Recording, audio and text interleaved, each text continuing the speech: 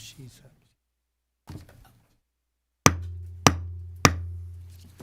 Senate Select Committee on Disaster Preparedness and Flooding will come to order. We do have the additional seating over in E1.016 for those that are looking for it. Clerk will call the roll. Chairman Perry, Here. Vice Chair Flores, Here. Senator Betancourt, Senator Blanco, Senator Campbell, Senator Hinojosa, Senator Kolkhorst, Senator Menendez, Senator Schwartner. Being 7 present, a quorum is established. Members, we're going to limit public testimony, public not invited, to 2 minutes today. Is there any objections? Hearing none, motion is adopted. Good morning, members, and thank you for being here today. Before we get started, I'd just like to say that it's going to be a little bit of a tough day. Had the privilege and the honor of meeting with the parents a couple of times, and it's not one of those hearings you ever want to have, but we also recognize that we need to have them when these kind of events happen so that we make sure to the best of our human ability that things like this don't happen again, that the lessons learned, as hard as they are, need to be taught and need to be learned. So today we're going to have a longer hearing than probably what most people expect, and it is wide open for the parents to share their love and their stories for their kids. I would also ask that, that God's grace is sufficient. It's not always what we want, and it don't always feel enough, but I just hope that we can migrate, that He will give us what we need as we go through this, as far as the parents, as they continue to live out and move forward. So, and in talking to them, they recognize that. And the testimony and the witness of that alone was something that I cannot tell you how heartfelt, that it's good to see faith in action when it's tested at its deepest levels. So thank you guys for that on the front end. So with that, the bill touches on some deeply personal and deeply painful for many. We will hear directly from the families who have endured unimaginable losses and their stories. Will remind us that real lives and loved ones who are affected by policies that we've considered. Some of the testimony today will be very difficult to hear. The moments will weigh heavily on us, but it's imperative that we do hear that testimony. I've extended an invitation for every family member of a child lost who wishes to testify to provide invited testimony today. My office will be provided with a list of family members who have decided to testify, and we will start with those invited witnesses as per usual. We will not apply time limits to their invited testimony. We will give every family member as much time as they need to say anything he or she wants to say. Additionally, I'd like all members to be aware that I have opened the break room to the family members of the girls lost at Camp Mystic that are present today, so they can step out of the hearing room into a private space if they feel the need. Likewise, when lunch arrives, for the members and the staff, the family members have been told they are welcome to eat and drink anything they want in the back of the break room. I realize this is unusual for a committee hearing, but I felt like this was needed to accommodate those that have made a journey to here and have stayed overnight. And we'll have a long day tonight on the Senate floor also. Mr. Chair recognizes Senator Menendez, Senator Kolkhorst. It's a little warm in here, and can we get? I don't know if Scott's around, or Austin will take care of that. Yeah, He's right there. Austin's got it. So, thank you, Mr. Chairman. all right. With that, I'm going to turn the gavel over to Senator Flores, and I will lay out Senate Bill 1, the camp reform packages.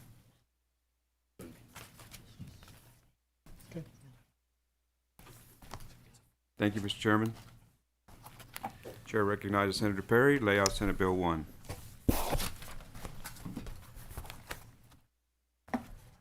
Senate Bill 1 is campground and youth safety camp safety reforms. As you know, our state suffered a historic flash flooding in Central and West Texas last month that resulted in a tragic loss of 138 lives. In the aftermath, the committee was formed to ascertain the facts of the disaster and identify policy solutions that will prevent loss of life due to flash flooding and other natural disasters in the future. Over the past 3 weeks, our committee has convened 2 joint hearings with our counterparts in the House, took approximately 26 hours of invited testimony and public testimony with over 80 witnesses. Additionally, many of us have met with the families of the Camp Mystic victims privately, and we've heard their testimony from many of those families today. Senate Bill 1 is our answer to the needs and challenges of our community learned of in the aftermath of the flooding relating to campgrounds in general and youth camps specifically. To better prepare campgrounds of all types, including youth camps for natural disasters, Senate Bill 1, as filed, implements basic campground safety requirements. These requirements include installing emergency rooftop egress ladders in cabins located in the floodplains, developing an emergency plan that addresses the safety of campers of all types of natural disasters, flash floods, tornadoes, hurricanes, wildfires, etc., implementing the applicable portions of the emergency plan during the type of natural disaster, providing a copy of the emergency plan to local emergency management coordinators, implementing basic fire safety standards. To better prepare youth camps specifically for emergencies, Senate Bill 1 implements heightened requirements applicable only to the youth camps. These requirements include prohibiting DSHS from licensing youth camps that locate cabins in the floodplain, incorporating additional scenarios in emergency planning requirements, lost campers, structure fires, severe injuries, illness, fatalities suffered by campers, and aquatic emergencies such as drowning, establishing procedures for identifying and accounting for campers during emergencies, establishing procedures to notify local emergency services, appropriate camp personnel, and the parents or legal guardians of campers of an emergency, designating emergency preparedness coordinator for each youth camp, maintaining operable weather alert radios in each cabin, installing emergency warning systems and public address systems in each camp, monitoring for local weather alerts, providing a copy of emergency plan to Department of State Health Service or DSHS, which must be maintain a database for all such emergency plans that are accessible to Texas Division of Emergency Management or TDEM, provide a copy of the emergency plan to the parents or legal guardians of each camper, notifying the parents or legal guardians of each camper if portion of the youth camp is located in the floodplain, conducting safety operations for campers at the beginning of each camping session that include training the campers on their roles in the emergency plan, conducting an annual training on the emergency plan for each camp staffer and volunteer, posting in each cabin the evacuation rules, and keeping all evacuation routes lit at night. There is a committee substitute, Mr. Chair. Chair goes act committee substitute, Senate Bill 1. Thank you. Chair lays out committee substitute for Senate Bill 1. Lastly, SB 1 as filed requires DSHS to post, update, and maintain a website list of all camps in the state with active license from DSHS. The committee substitute to SB 1 makes several changes. First, the committee substitute entitles SB 1 the Heavens 27 Camp Safety Act. The act will be forever named in honor and memorial of what those girls' names were and what it meant to the state to do these reforms as a legacy to the loss. My staff and I have workshopped this name with the families and Camp Mystic victims in the LoudGov's office. It's only appropriate to memorialize the 27 little girls that lost their lives at Camp Mystic in this way. Second, the committee clarifies that the removal of a cabin from a floodplain through a letter of map amendment, that's a very specific federal term, letter of map amendment, which is basically the way to amend yourself out of a floodplain at a federal level, is not going to remove these reforms at the state level or similar projects. So specifically in the past, the camp code, as light as it was of a touch, even then was having waivers granted to camp owners for provisions that could have saved lives. So no more is a waiver going to be granted for these on a federal. Federal can grant a waiver. It will not impact these reforms.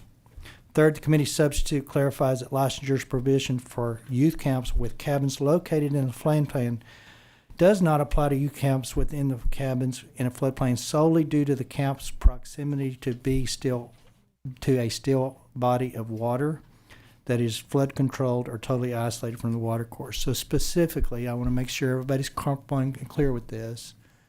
There are those camps that are not, quote, in a river basin. There are those that have lakes or ponds created typically by a dammed up creek. So what the bill does going forward is it does not preempt them from being licensed.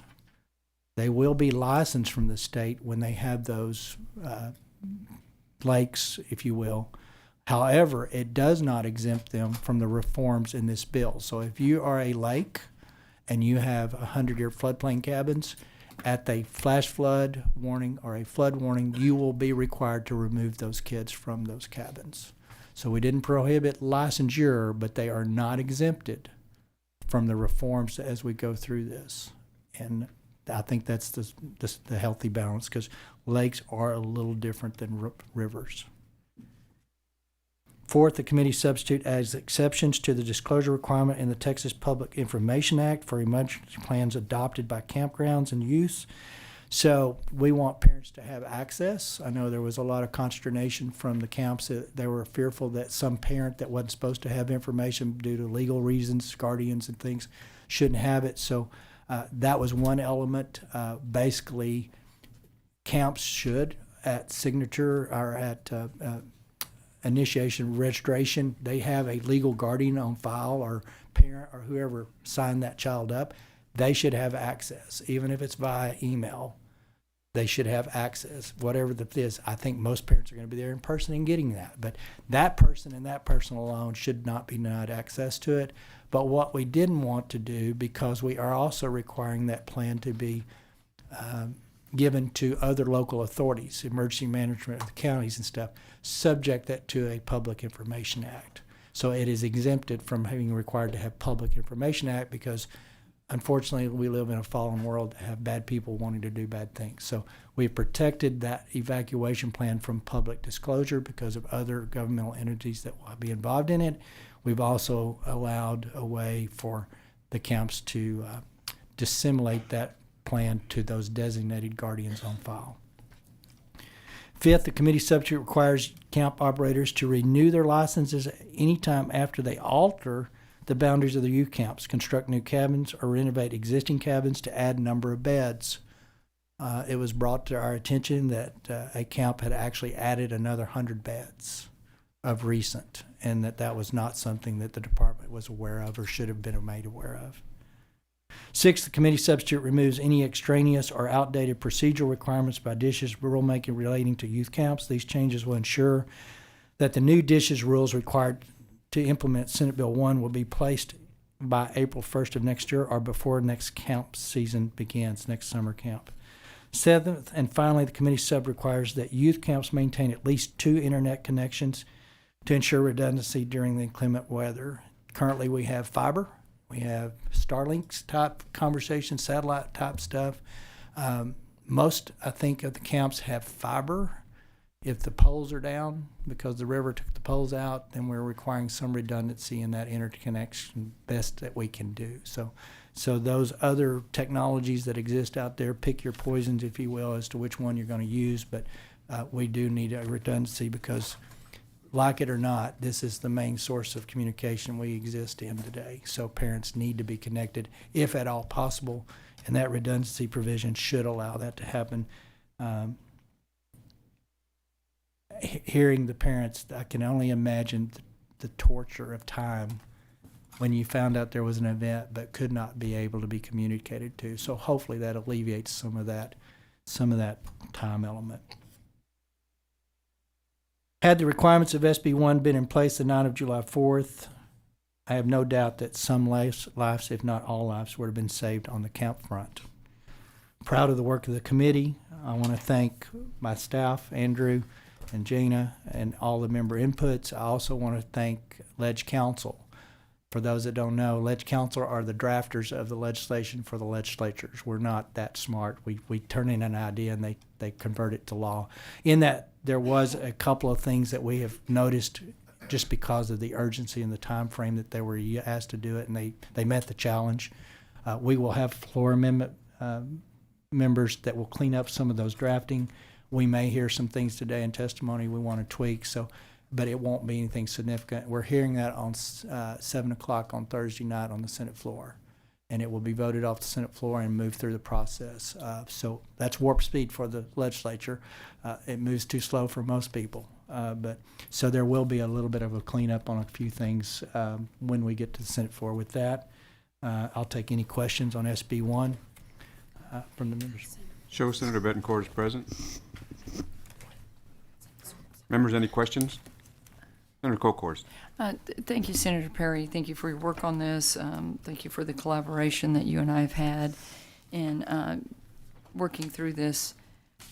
One of the things that a parent from another camp had asked was on the evacuation plans, and to the parents I've shared with some of you, startling when I asked the question in Kerrville of the emergency management coordinator of the camps in Kerr County, how many evacuation plans do you have? And it was 6 of 19 camps in Kerr County, which is something that I really focused on, Senator Perry, as you know.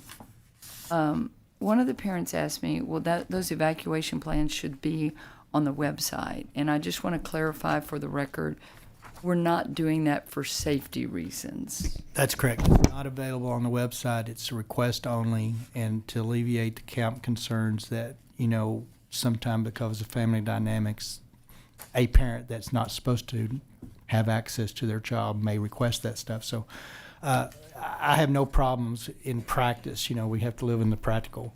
If someone requests by email a copy of it, then they should be granted, but I have no problems with the camp saying, you know what, we'll get back to you, give us an address to mail it to in the interim, or let us check our files, and if you see that that is a party that has been identified that should not have those information notes, respond accordingly to that. You will need to check with whatever. But I think it's important that parents feel good, but it will not be on a public-facing portal for all to access. Good, because we live in a fallen world. We do. And someone could create a catastrophe where there was an evacuation and then That exemption is consistent with what we do for public schools, active Yes, shooter training exactly. and things.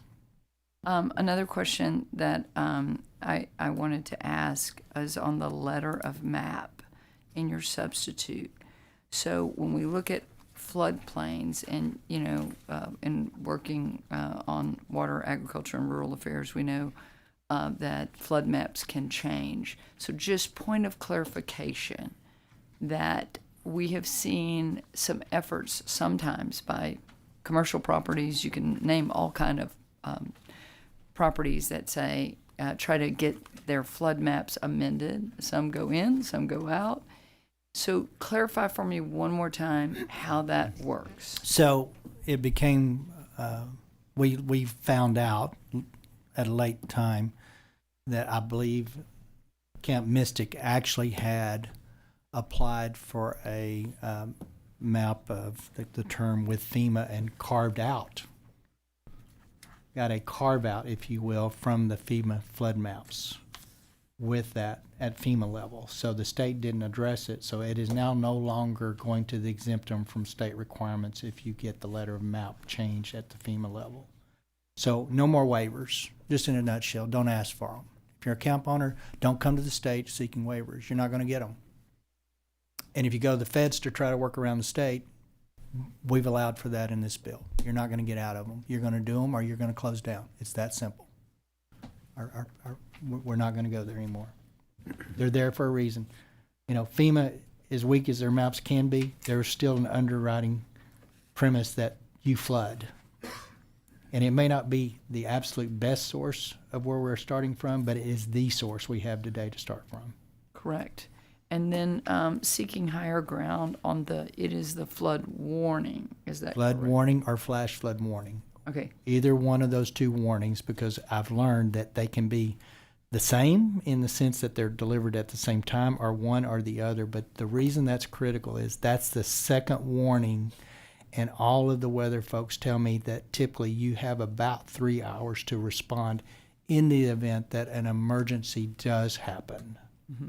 You may never get to the emergency, and you may have kids playing Monopoly and cards for 3 or 4 hours, but I'm okay with that at a pre-designated, pre-drilled higher ground. Higher ground, which is key because, as we know, sometimes evacuation on very narrow, small roads would Right. be impossible. Did not ask. If that's a possibility at the second one, then I'm not saying you can't. I'm just saying you got to find higher ground, Right. on-site or off-site. You got to find higher ground. And then just as a final follow-up for the parents here today, this is one bill.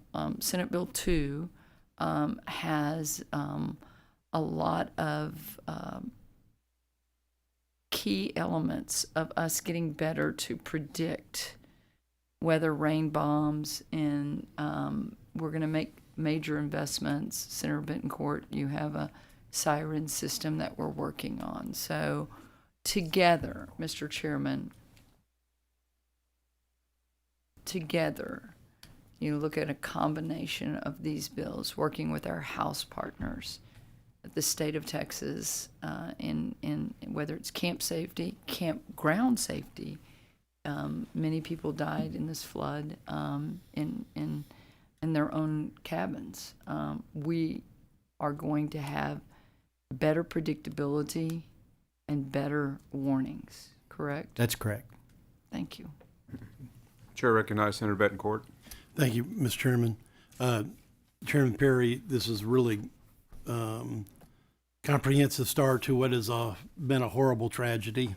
I think just wanted to point out something that you added later, because it seems so simple, but it's an obvious fix, which is the redundant internet communications required. We're going to have that in the river flood warning system, but the fact that a camp could therefore have two accesses, maybe it's Starlink, obviously it's fiber, but importantly, then they are not guessing at that point. They have that information. And we're going to hear, what has been an unparalleled tragedy and a horrific failure of one camp today, and all the grief that comes from this. But it's incumbent upon everyone here to listen. And I think you set that tone when we went to Kerrville about listening to what really happened and doing something to protect all Texans in the future. So I don't care how much grief we hear today. I know it's a wellspring of it. It's beyond tragedy to lose one family member, much less two, much less the age of what we're going to see and talk about today. And all of this panel, all of this legislature, all of Texas stand to do something about this now. Thank you, Mr. Chairman. Members, I can tell you the last couple of days in talking to both, all impacted, families and others, it is only by the grace of God that we're not talking about a whole lot more kids. I mean, we were one person looking out a window and noticing that there was a problem in different areas of that river basin. And had it not been for that look, we could have had another 20 kids really easily. So we can't fix what's happened, but we can darn sure prevent what's going forward the best we can. So, Thank you, Mr. Chairman. Members, any other questions before we proceed? With that, the chair will open up for invited testimony, and members, I ask that your questions until after each panel has finished its testimony. It is my intent to recognize members for questions before each panel is dismissed. So we will be calling you up in panels. So as you hear your name, if you'll step forward, and then you say your name and who you represent, and then say your statement, and then we will proceed with invited testimony. So at this time, the chair will call up panel 1. And the chair calls Michael McCowan, C.C. Williams Stewart, Will Stewart, and Clark Baker.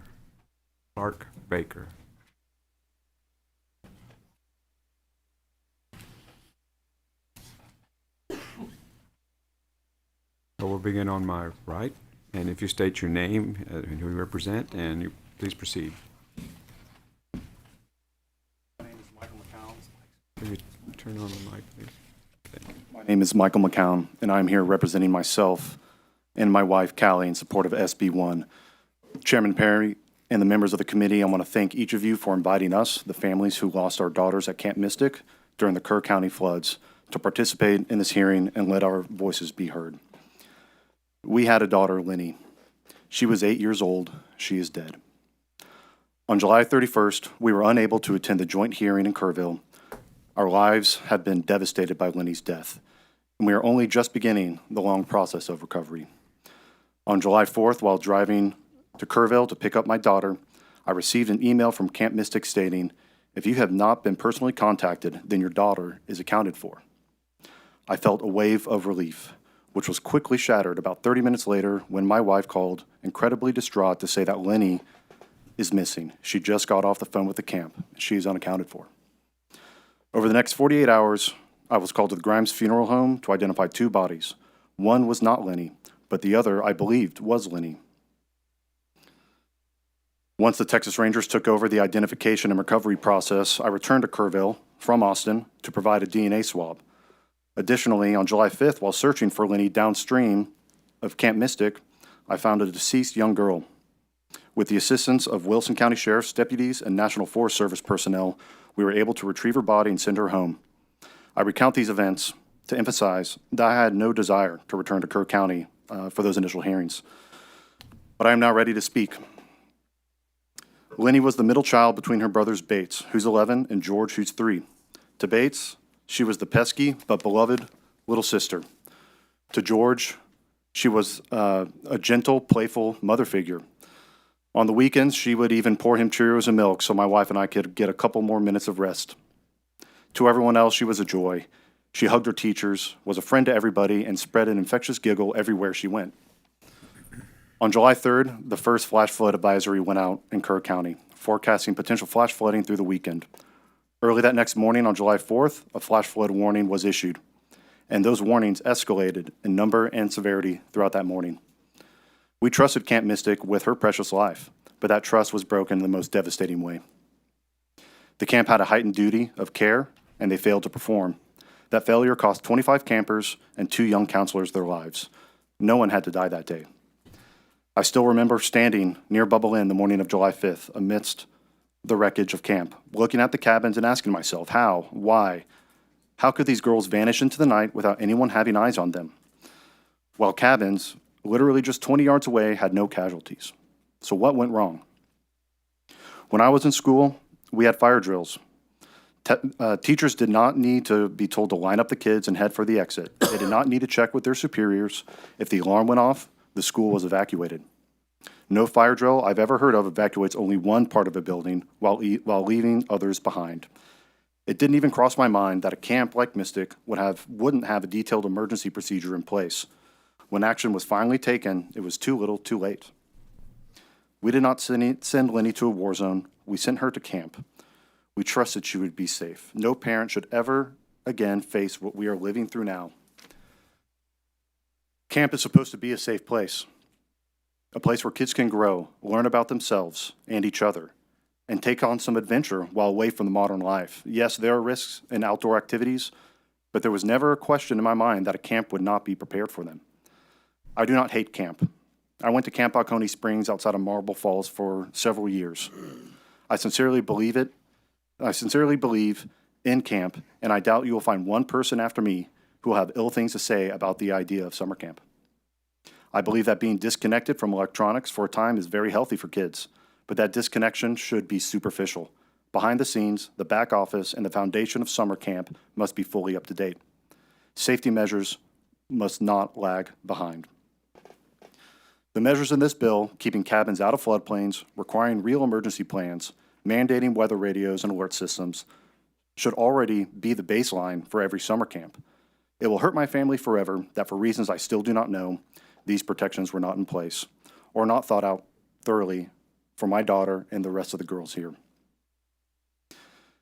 SB 1 cannot bring Lenny back, but it can save other children. Please pass this bill, protect our kids, and do not let their deaths be in vain. That is all. Stewart?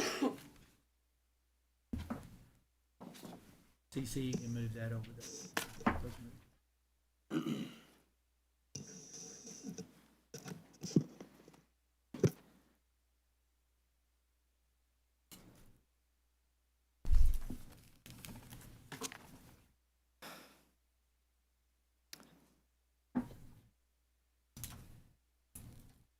My name is Cece Williams Stewart, and this is my husband, Will. We are the parents of Seal Stewart, the only camper from Camp Mystic still missing, and one of 2 known victims who remain unaccounted for after the flood.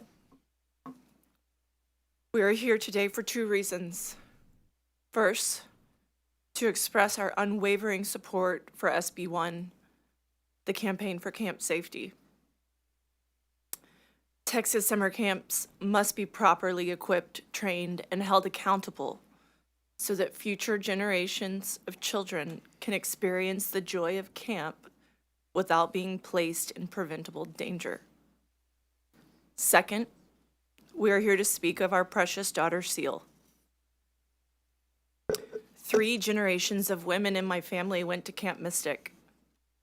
This year, it was finally Seal's turn. She was 8 years old, going for the very first time, her heart full of excitement to join the tradition of her mother and her aunt, who are both here today. Well, I'm her mother.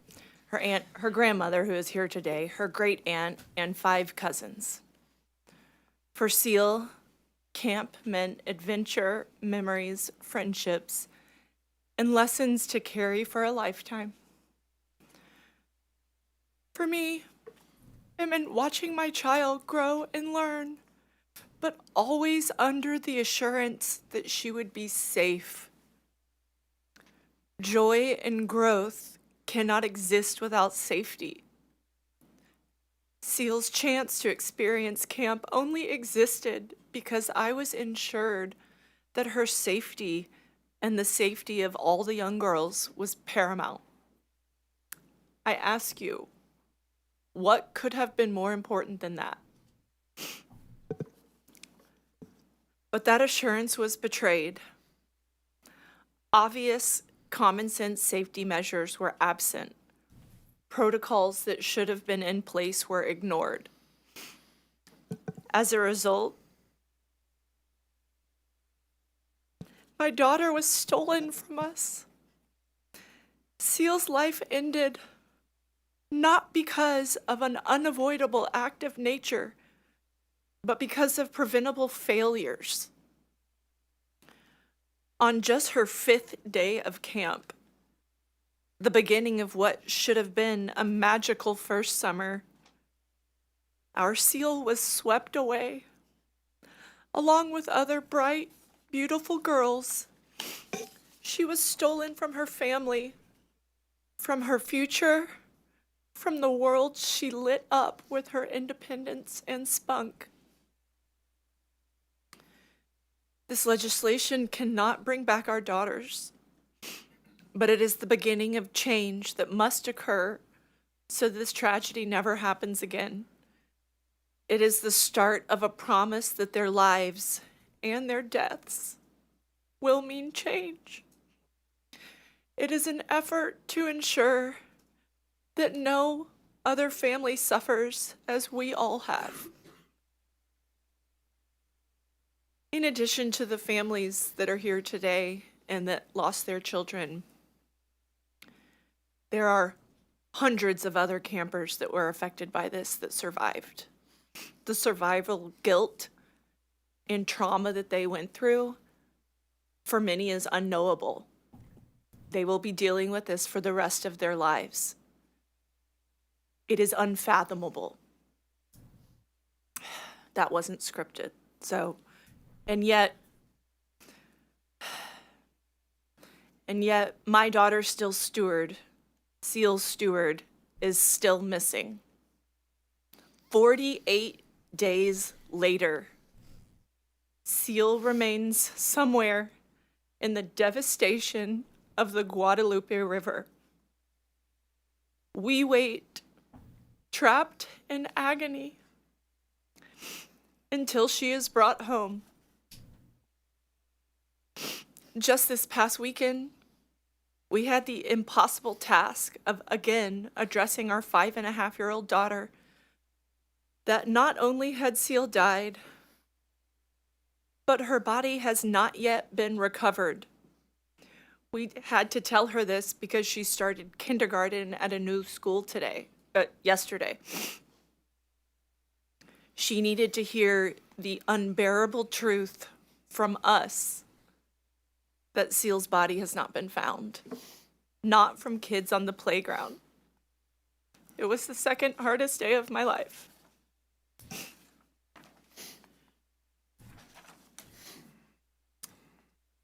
We are profoundly grateful to the rescuers and recovery teams who have risked and sacrificed so much and that are still out there. But I must use this platform to plead with you. My baby girl is still missing. Until she is found, our family lives in a torture chamber of uncertainty. The agony is relenting. We cannot begin to grieve or to honor the fullness of her short, beautiful life until she is recovered and laid safely to rest. We are forced to pray for the day when our child's body is found and to call that good news. I ask you to carry that reality with you as you hear from us and from other families whose lives have been shattered. Right now, we cannot celebrate the light and the love that Seal brought into our lives. We are suspended in endless anguish, unable to move forward, unable to find peace. We ask you, please pass SB 1 so no parent sends their child to camp believing they are safe, only to face this nightmare. And just as urgently, please do not stop the search for Seal Stewart. Please do not give up on our girl. Thank you. Thank you. Good morning. My name is Clark Baker. Along with my wife, I'm here to represent myself along with my wife, Katie Baker, Chairman Perry, rest of the committee. Thank y'all so much for your diligent work on prioritizing camp safety. In May, Mary Grace Baker stood in her school's church surrounded by her classmates, her teachers, and her family. She was receiving the St. Elizabeth Ann Seton Award, the highest honor at St. Anne's. It was a celebration of her character and the kindness and joy she brought to everyone around her.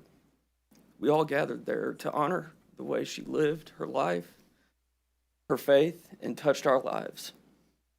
And if we closed our eyes tight, we could almost imagine a world where that beautiful ceremony was just the first page of a lifelong story. But reality had other plans. Just a few weeks later, we found ourselves in church once again with the same faces, the same classmates and teachers, not celebrating Mary Grace's award, but celebrating Mary Grace's far too brief life. As I mentioned earlier, my name is Clark Baker.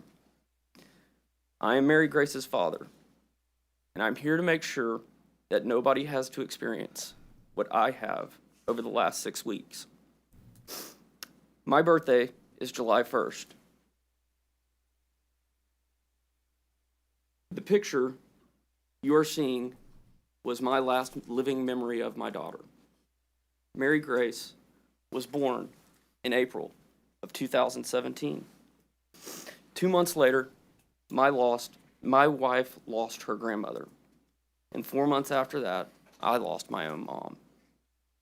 Mary Grace was the light that helped all of us in the family through that dark moment in time. And shine she did.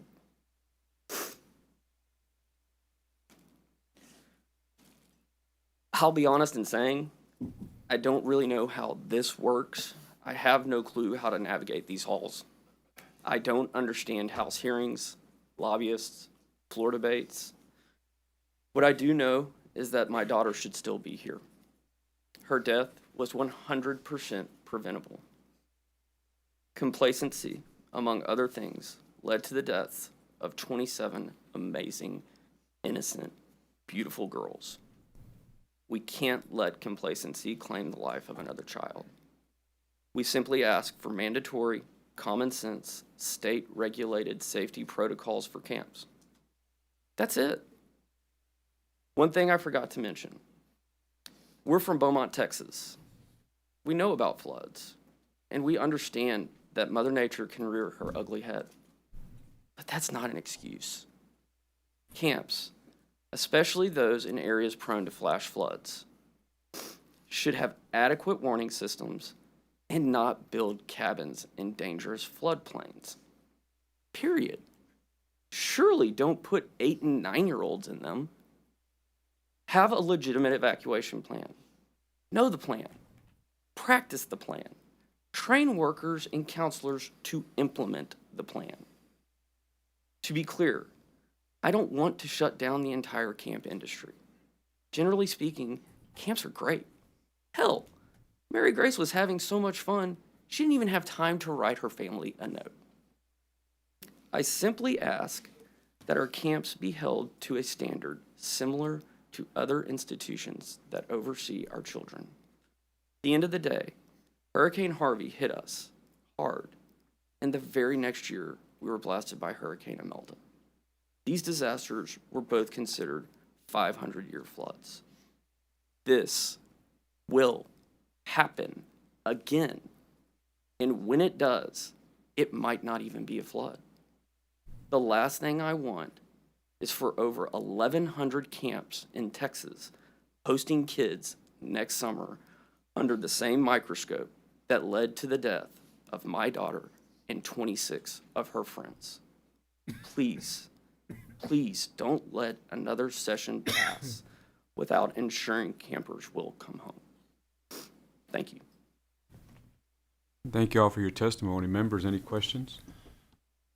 Senator Betancourt. Thank you for all of your testimony. And to go to Mr. Baker's last comment, he said he didn't know how the place worked, how it works, how the lobbyists work. You don't have to worry about any of that. We're going to take care of this. And God bless you. And sorry for your loss. Any other questions, members? Thank you all for your testimony. Yes, sir. Thank you.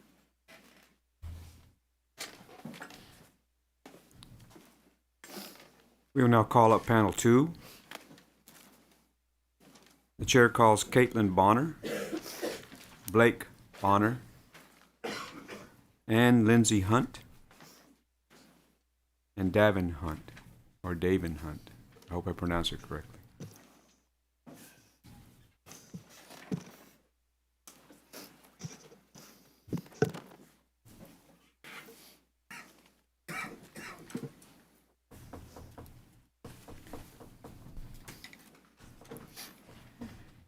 We'll begin on my right, and if you can begin with stating your name for the record.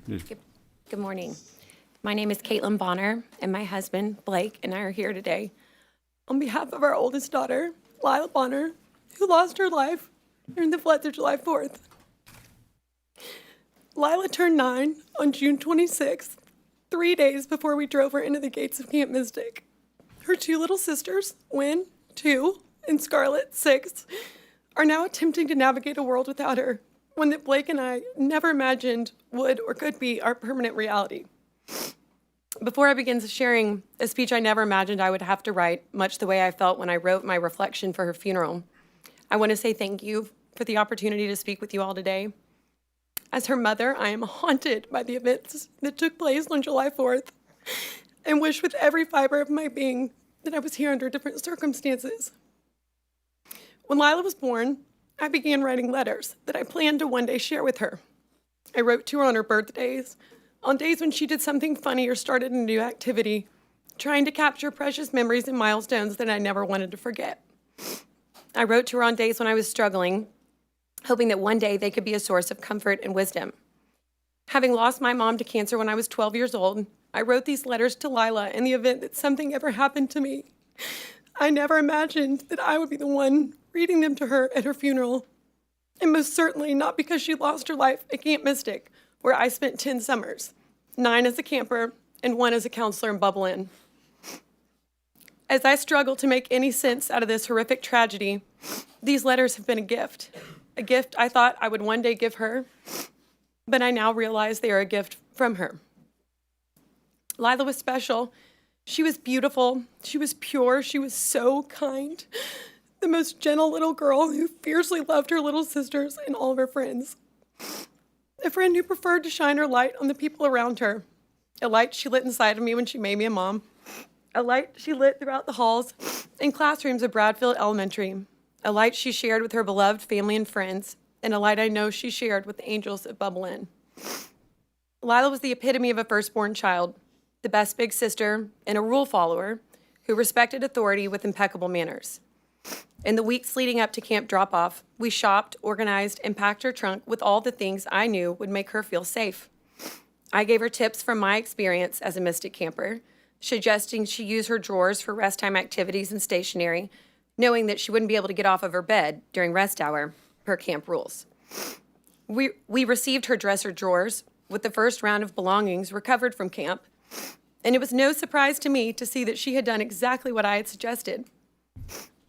I told her to take horseback riding first if possible, so she didn't have to change into pants after swimming on the quad. I had yet to see her camp schedule, but received a water-soaked copy from her cabin, and as expected, she had followed my instructions. Riding was her first activity. I've been told she was voted best manners at her dining table and was a spirited tonk, even though she left camp desperate to be a Kiowa, like me. I will forever be haunted by the fact that I didn't know what I didn't know. I sent her to Camp Mystic to grow closer to God, make lifelong friends, try new activities, and encourage independence. To spend time outside, away from a screen, surrounded by like-minded girls that I knew she would cross paths with for life. I naively assumed she was safer at camp than anywhere else. When I think about the trauma and fear that our girls endured, it makes me physically ill. This loss is one no parent should have to endure. A piece of her purple trunk that I so lovingly and meticulously packed was recovered at the dam, 11.1 miles from camp. Her body, 5.6 miles from camp, behind the Hunt store. Ironically, the last place we were, or the first place we stopped after dropping her at camp. Our 6-year-old started first grade last week without her big sister holding her hand. Our 2-year-old will likely never remember her oldest sister aside from photos and videos. And her friends, who all started 3rd grade last week, have to reconcile how 2 of their classmates perished at summer camp in a flood they also were evacuated from while at neighboring camps. Their stories are harrowing, but they all survived. I'm not here today because I want to be. I'm here because I have to be. Our daughters deserved better, and future campers deserve better. I implore you all to act quickly and pass SB 1 to protect campers before next summer and to ensure that there will never be another Heavens 27 due to camp complacency. Thank you.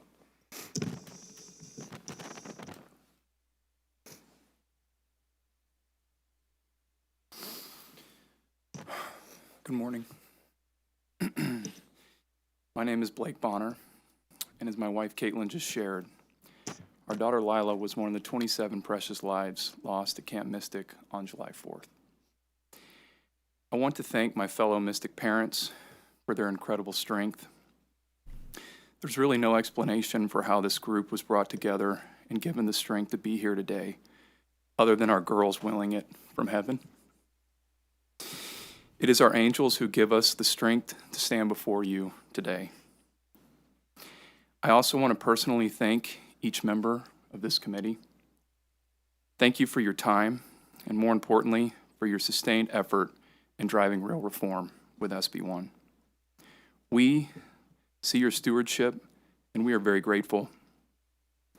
We also want to thank you for your empathy, allowing us and these other parents to share these unbearable stories takes a toll. It isn't easy, and we thank you for listening with open hearts. In the days after Lila's passing, our priest shared something that has anchored us. He said, God did not want this.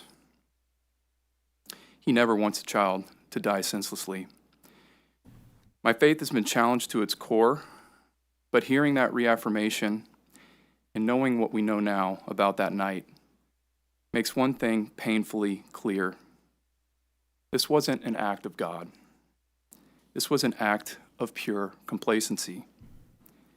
A common tragic theme you will find amongst the 27 angels we lost is that they were dutiful, they were perfect children who followed the rules. They did exactly what they were told to do that morning: stay in their cabins. Our daughters paid the ultimate price for their obedience to a plan that was destined to fail. And this risk is obviously not theoretical. As Senator Perry mentioned, these areas are called floodplains for a reason. They flood. This is why this was not an accident. It was 100% preventable failure. It was a failure of planning, prevention, detection, and response, which leads us to the questions that will forever haunt us. Why were our children sleeping in a known high-risk flood zone? Why was the stated evacuation plan to stay in place? Why were there no adequate warning systems in the cabins, despite a similar tragedy on the very river as recently as 1987? Why were summer camps, entrusted with the care of our most precious gifts, exempt from the basic safety standards required of every daycare and school in Texas? These are the questions that demand answers, not only in the form of thoughts and prayers, but in the form of meaningful legislative action. As it's been said, we cannot wait until the 2027 legislative session. To delay action is to tell every parent in Texas that their child's safety is not a priority. It is to accept a risk that has already been paid by the lives of our daughters, our Heavens 27, who paid that ultimate price. We urge you, from the depths of our grief, to act now. Pass meaningful camp safety standards this session in the form of SB 1. Honor the memory of our daughters by protecting the lives of others. Do not let another summer pass under this broken system. Thank you. Thank you, Ms. Hunt.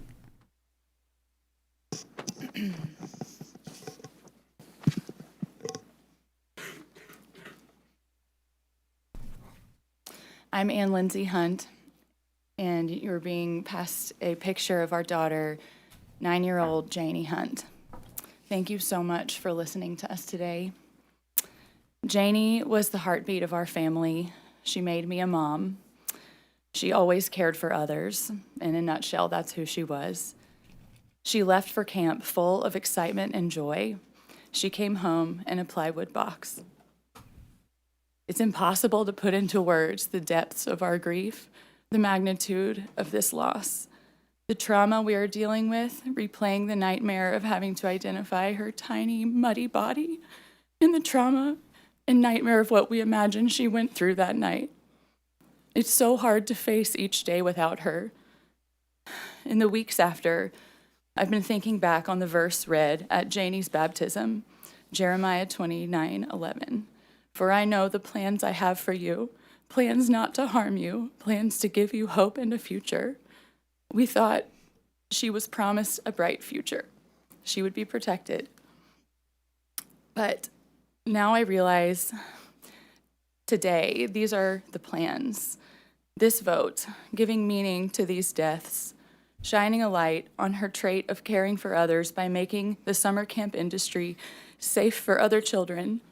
If these 27 little voices could be heard today, they would say, please vote in favor of SB 1, safer camps, so that no other parent would experience this darkness again. We can't bring our daughter back, but you can make her memory a shield for every child who will step onto a camp bus next summer. You have the power to make sure camps are places of joy and not danger. Thank you. Thank you. Greetings, everyone. Thank you for hearing us this morning, and I would like to thank all of you all for listening to us and for the empathy you have shown.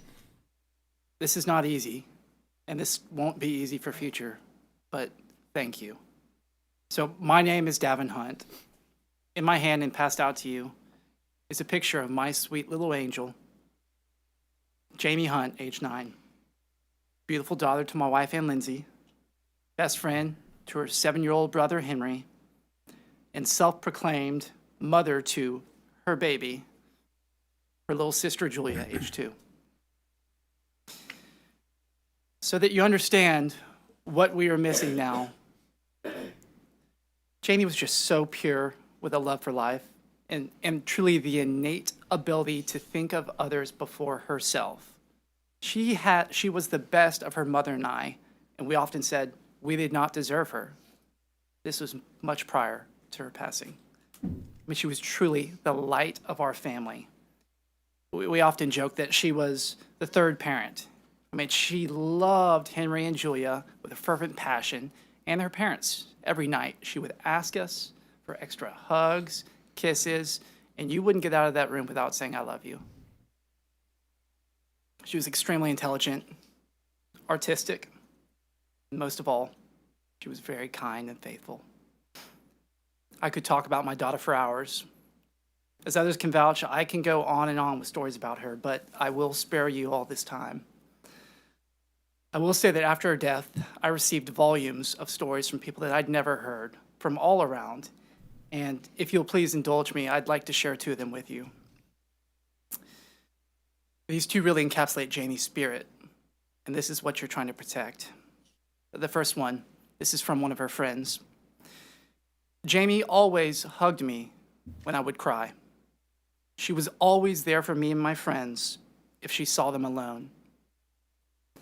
Jamie wouldn't let anyone be alone. Mom, I want to live like Janie did. And then the second one, from a father who sent it to me.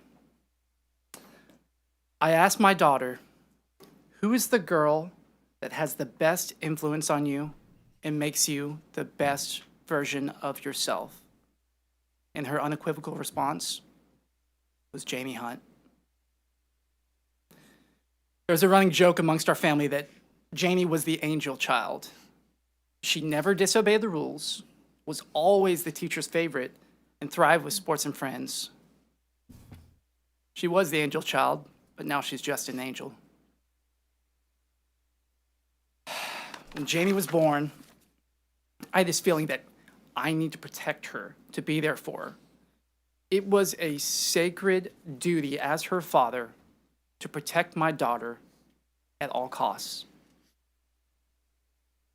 And I was not there. I failed that sacred duty. At the end of her life, I was not there for her, and she was terrified. It is abundantly clear to me, and should be to everyone around, that Camp Mystic was completely unprepared for the flooding that cost my daughter her life. Since that day, our life has been a living nightmare. Every morning, we wake up and hope this is some kind of sick dream. And that is, if we even slept.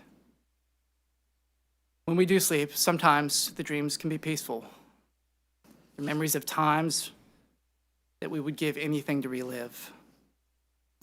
Sometimes the dreams are this mad rush, pit of your stomach growling, trying to find your daughter from some nefarious force that's grabbed her.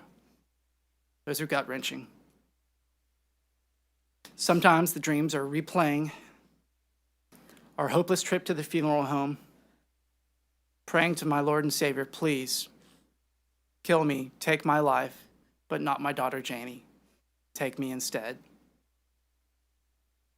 Sometimes the dreams are identifying our daughter at the funeral home and kissing her cold forehead over and over again, only being certain that it is our daughter by her necklace that just says, Janie. The worst dreams, by far the worst dreams, are the ones where I imagine what it was like for her. Petrified, screaming, and alone. I prefer not to sleep rather than have those dreams. As I look at grief, the closest analogy to my own feelings, and I'm speaking for myself, is the President Theodore Roosevelt on February 14th, 1884. On that day, Teddy Roosevelt lost his mother and his wife within a few hours of her. In his diary, he wrote 8 simple words. The light has gone out of my life. I stand here before you today to tell you that is how I feel. That is how we feel. Janie was our light. She was our everything.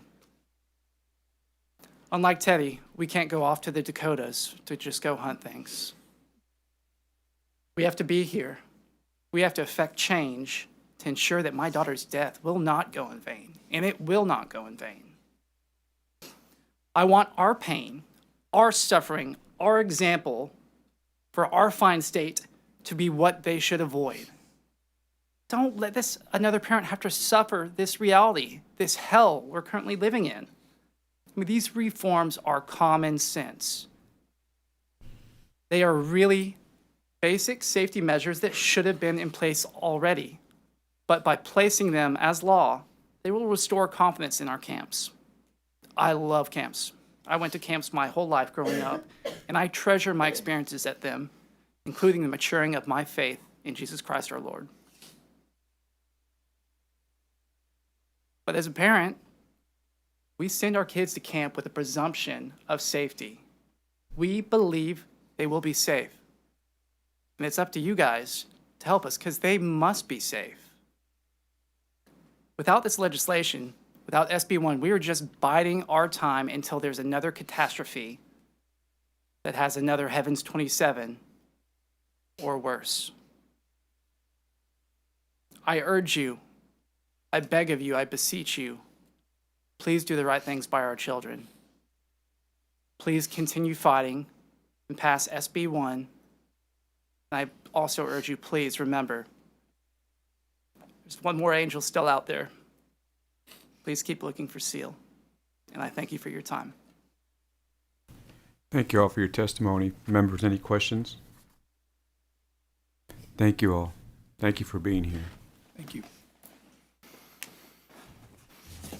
We will now call up panel 3. Chair calls Carrie Hanna, Doug Hanna, Lacey Hollis, and Lars Hollis.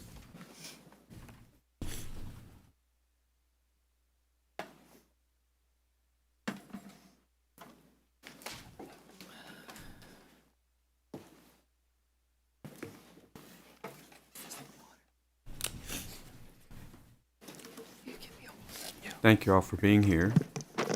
You will begin. Am I right? You state your name and please begin your testimony.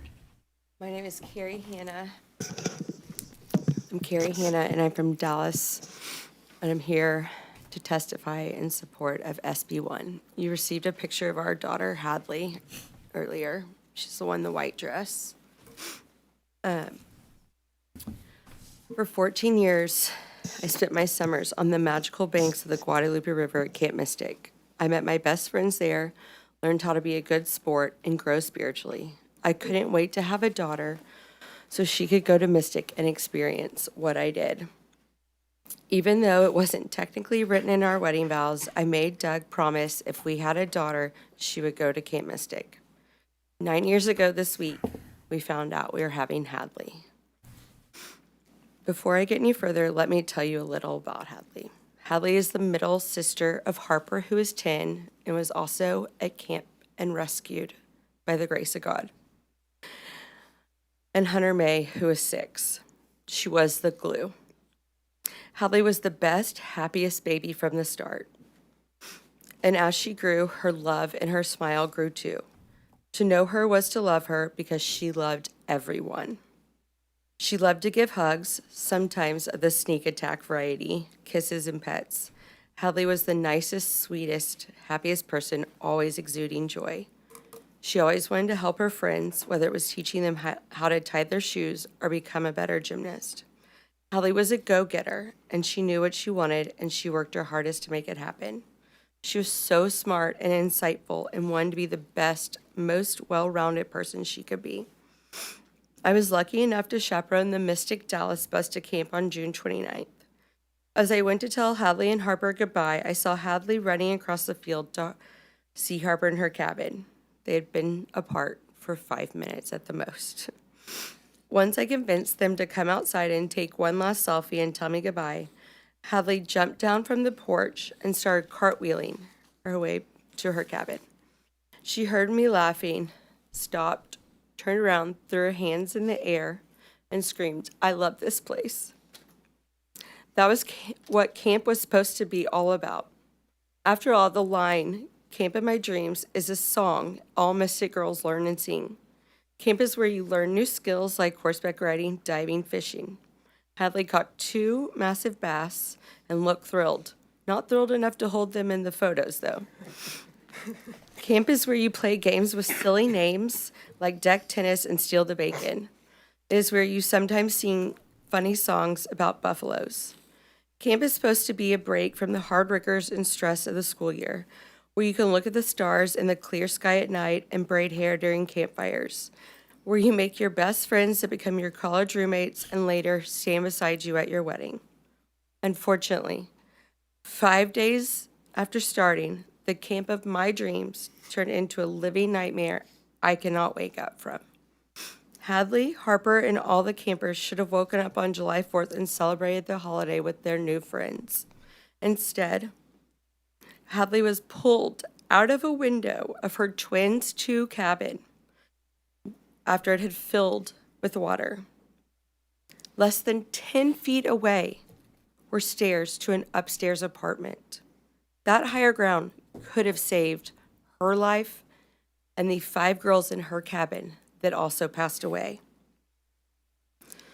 Hadley wasn't the strongest swimmer, not that it mattered in those waters, but she was strong, so strong. I thought if she could hold on to something, she would be okay. Instead, she and 2 other little girls were knocked out of a tree and died. In total, 5 of the 12 girls from her cabin also died. Our precious, hilarious, kind, caring, silly, loving little girl who always wanted to help others died because there was no plan, because there was no backup system or sirens, because the sweet 18 and 19-year-old counselors did not have the training they needed. Instead, they were told to stay in place, a rule that proved to be fatal. To the best of our knowledge, the water started rising a little after 1 a.m. on the 4th. I woke up at 7 a.m. to text after text telling me that 2 little girls from Hadley's cabin had been found down the river by a neighbor and asking if I had heard anything. The answer was nothing.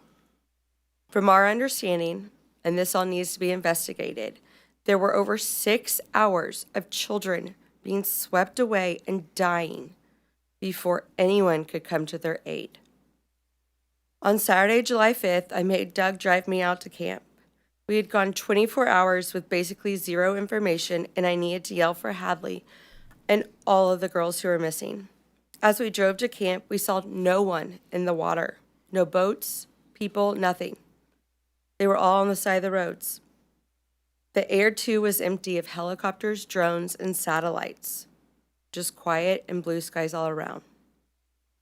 We had a meeting at the church with officials at 10 o'clock on the night of the 5th, and we were once again without answers. We were told to come back the next morning at 7 to give DNA and that there would finally be answers.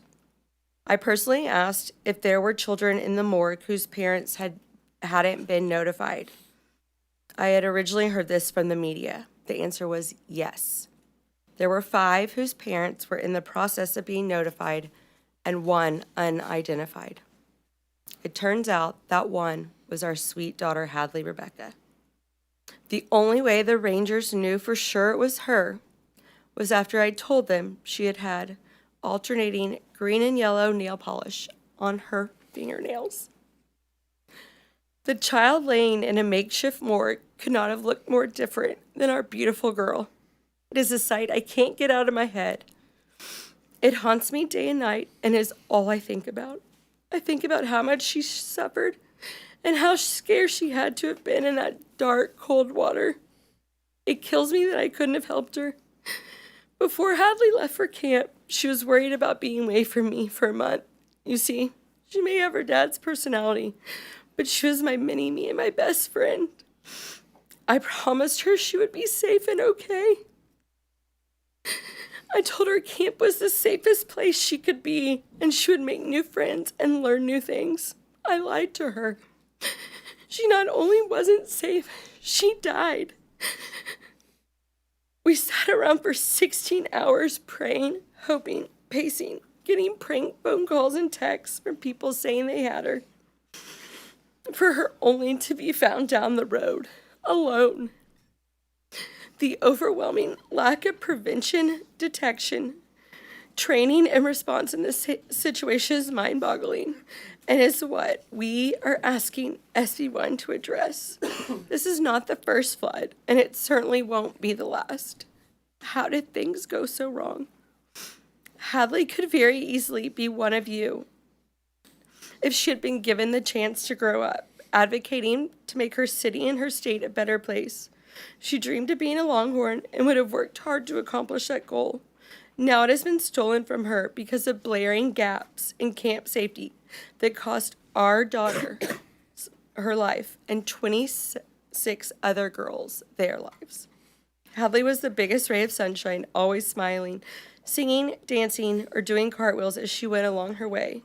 She lit up every room with her smile, her laughter, and her love, spreading joy to those along the way.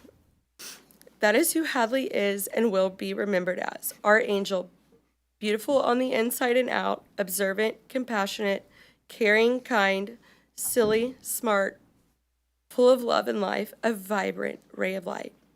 I mourn the loss of an amazing daughter, sister, granddaughter, niece, cousin, and friend. I mourn for the loss of camp friendships that never will be, not just for Hadley, but for her sisters as well. Camp must be a place where parents can send their kids and not stress about their safety the entire time they are there. Please, I beg you all to do what is best for children all over our state, country, and world that come to Texas each summer to get away from the stress of life and to have fun. There's no reason camp can't be fun and safe. Do it for our girls who can't ask you for help. Do it for your own children, grandchildren, or your friends' children.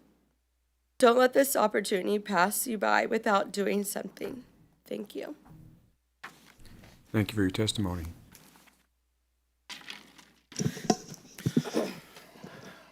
My name is Doug Hanna. I'm here to testify in favor of SB1.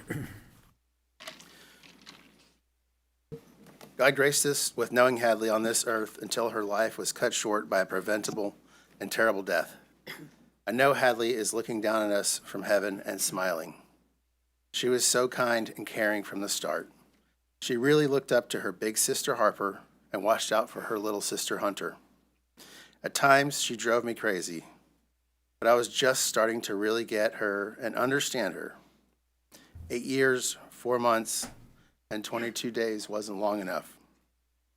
I'm going to miss the hugs, the daddy-daughter dates, the laughs, the passionate conviction, the cartwheels and poses, her kissy-face lips, and everything about her fun-loving personality. She loved everyone in her life and had so many wonderful relationships throughout our community. I'll always miss her with every moment of every day with all my heart. On July 4th, I woke up to my wife frantically texting other moms. They were texting about Mystic, and my curiosity was piqued. She seemed shocked, and I had asked her what was going on. She told me a girl from Hadley's cabin had been found in a tree miles downriver. That was enough for me. I took the brisket off the smoker, put my chainsaw in the truck, and started driving to get my girls, Harper and Hadley. On the way down, around Hyco, we got official word. Hadley was missing. I arrived at the reunification center in Ingram around 12:30 on the 4th. It was a sobering scene. The names of people being found were read aloud. At some point, they led the families of people known to be missing into a back room. Sometime later, after a Black Hawk helicopter ride and a medical evaluation, I got the word that Harper was ready to be released. I worked my way to the front of a line of worried parents and finally saw Harper with my own eyes. I gave her a giant hug, and with tears in my eyes, I walked with her away from the commotion. We sat down on a curb, and I told her, "Hadley is missing." She said, "No, Dad, Hadley's in a tree." I had to let her know that she was missing, and that the longer someone is missing in a situation like this, the more likely it is that when we find her, it will be bad news. She said, "What do you mean bad news? Is Hadley dead?" I told her she could be. Harper asked me how we would deal with that. I told her we would deal with it as a family. It was the only common sense answer I could think of, and I couldn't lie to her. Since attending the Band Together Texas concert here in Austin Sunday night, Harper has wanted to talk about the night of the flood. She's having flashbacks and hasn't been able to sleep without one of us by her side. We feel guilty because we sent our girls to a camp we thought was safe.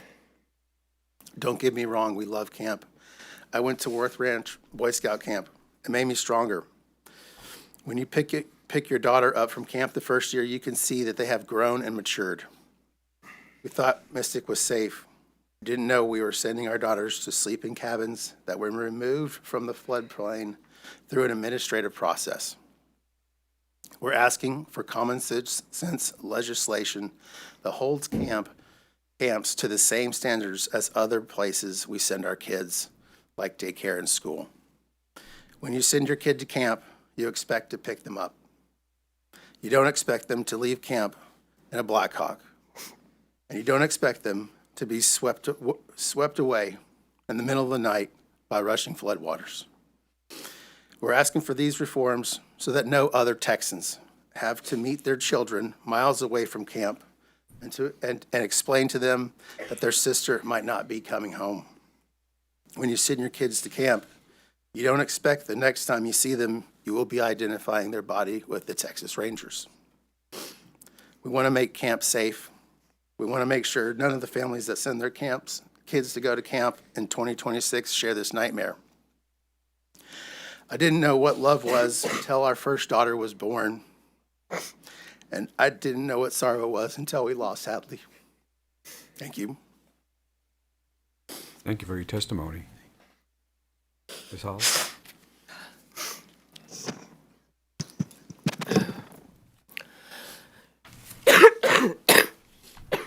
Excuse me, I have a bit of a cold. Take your time. So y'all are gonna have to bear with me. Hi, I'm Lacey Virginia Ela Collis, and I live on a ranch outside of Belleville, Texas, where I grew up. In a house that was the first place I carried Virginia into, and the last place I carried her out of. I support SB 1, and I would like to tell you why this bill is so important to me. My daughter Virginia, our first child, named for me and for my grandmother, died sometime after the rain and river flooding that happened in the early morning hours of July 4th.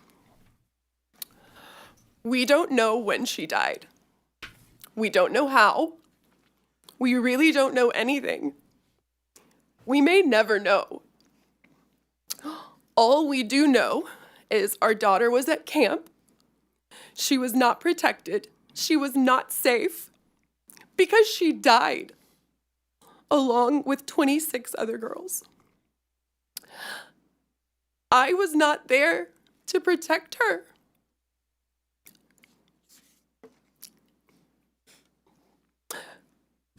But I do hope that this legislation can help protect other daughters and sons of Texas.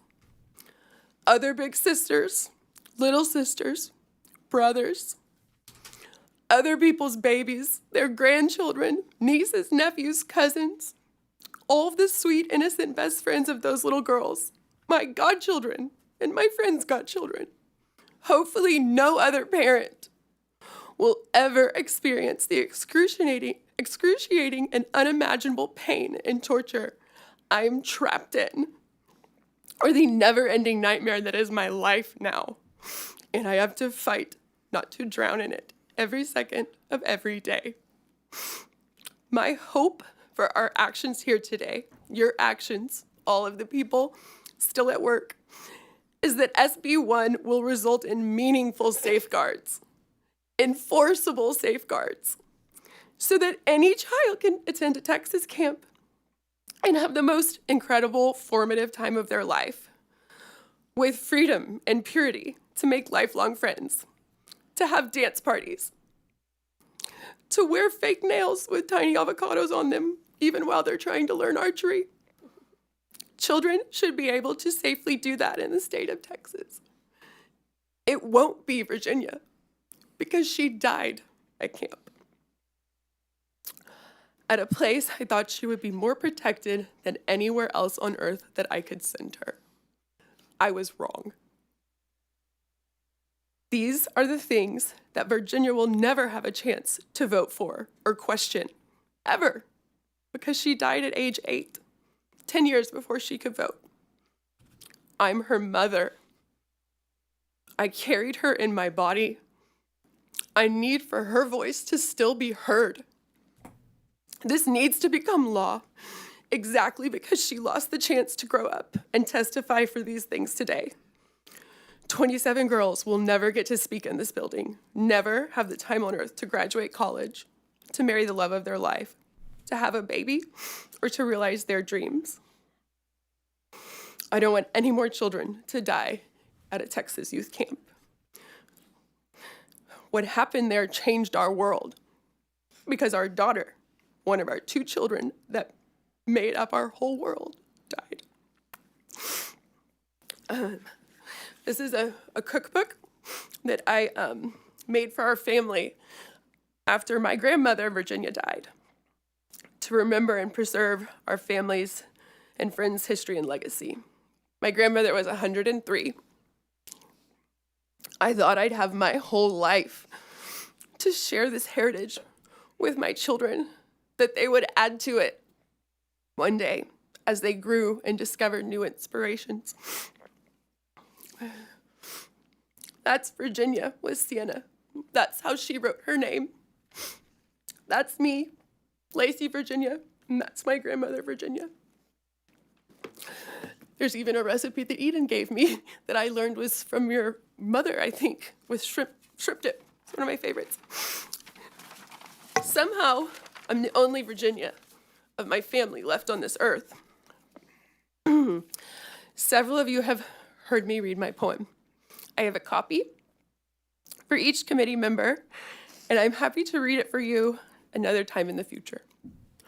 But it represents only a single drop of the thousands of tears I have cried and the million more that is my future. My anguish is as infinite as the stars in the sky and equally as unfathomable, searing, blazing, exploding, a black hole of pain. But I can shed those tears. I can search for the joy, the laughter, search for some peace, only because I've been able to bury my daughter. Virginia was the last of our 27 precious daughters whose body was found. That doesn't mean she was the 27th child found. Seal has yet to be recovered for her family, and that, if for no other reason, is why SB1 should become law. Virginia cannot stay the last one found. But if she must, then we better make sure that Seal remains the last one who needs to be found. There cannot be a 28th one day. There shouldn't have even been one, but there could have been hundreds. The care and safety of our children should be the highest priority above any other considerations. Thank you for listening to me. Thank you for your testimony, Mr. Hollis.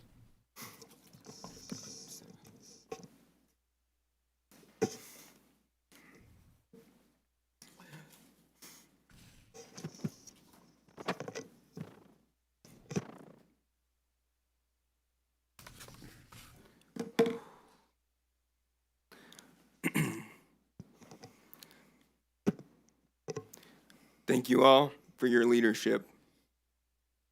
My name is Lars Hollis, Lacey's husband, and Sienna is my only remaining daughter. We proudly live in the small community of Belleville, Texas. I am in favor of Senate Bill 1. My daughter Virginia made me a father.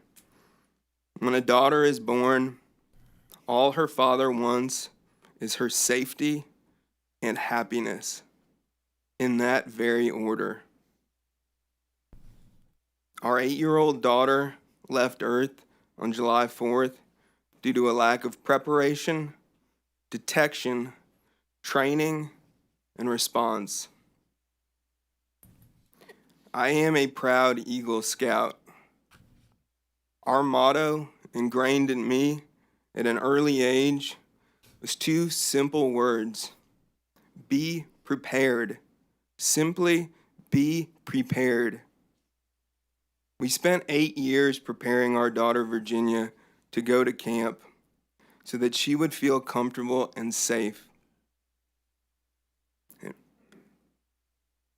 We taught her how to address letters, how to make her own bed, put away her things, wear socks with tennis shoes, brush her teeth, wear life jackets when boating, safely be around horses and cattle. In fact, I have proof of how she recently prepared. The 2 of us recently visited my 106-year-old grandmother in June because I feared the opposite would occur. And Virginia, in her luggage, created a checklist of the things so that she could prepare. Things from 2 goggles, 2 shorts, and many other things. We prepared. We made sure she'd have familiar faces on the first day at camp. Took a lot of work and time because we live in a rural town. As we best could, we prepared her to have the time of her life, to make friends and have her own experiences without us. We wanted to give her the gift to grow outside of our control, but in safety. Of the 3 girls she met prior to camp, only 1 survived. I support Senate Bill 1 because all the time and preparation we gave to our daughter, at a minimum, that same care needs to be required by law for the children at all Texas camps. We thought she would be safe there. Instead, she died. Organizations in charge of children need to be prepared for all kinds of situations, especially emergencies. Schools, daycares, all have fire drills, active shooter drills, hurricane, tornado drills, anything of what they may possibly face. I do not know why the same standard is not applied to camps, but they should be prepared. And if they can't be prepared, they shouldn't have the care of our children. Unfortunately, my daughter's family tree will no longer grow because of a lack of preparation, detection, training, and response. I am tormented every night around 2 a.m. I cannot sleep. I will forever be haunted by the fireworks on the 4th of July, standing outside the morgue, only to then have to wait till July 15th to bring Virginia home. Despite the pain, Virginia was simply incredible. It was an honor to love her and be her father. A wise person once said, "When someone you love becomes a memory, that memory becomes a treasure. I'd like to leave you by sharing a treasure Virginia left for us. Her last song she ever composed, Virginia's song.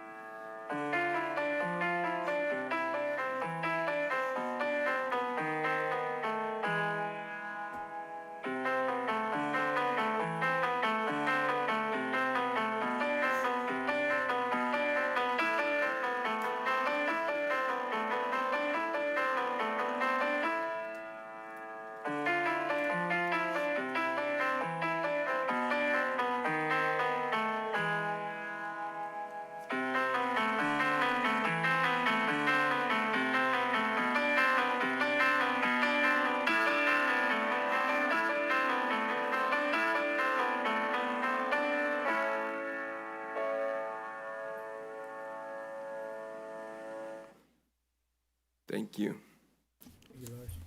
Thank you for your testimony. Members, Senator Betancourt. To the Bonners and to the Hunts, to the Hannahs and the Hollises, we haven't asked any questions because we're having to absorb this torrent of grief, which is all well-deserved. Just like, unfortunately, the 27 in heaven had to absorb that on July the 4th.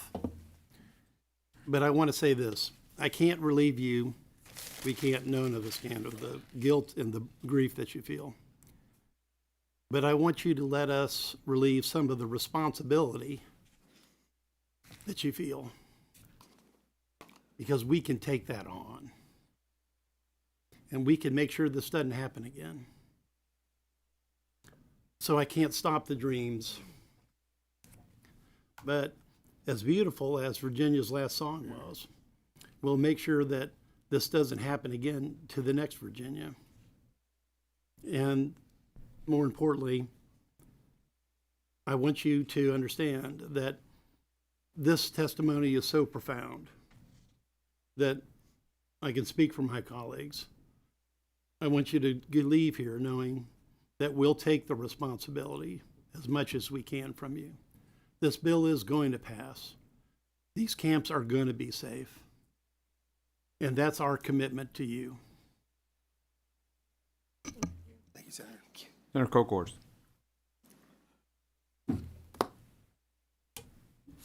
Thank you.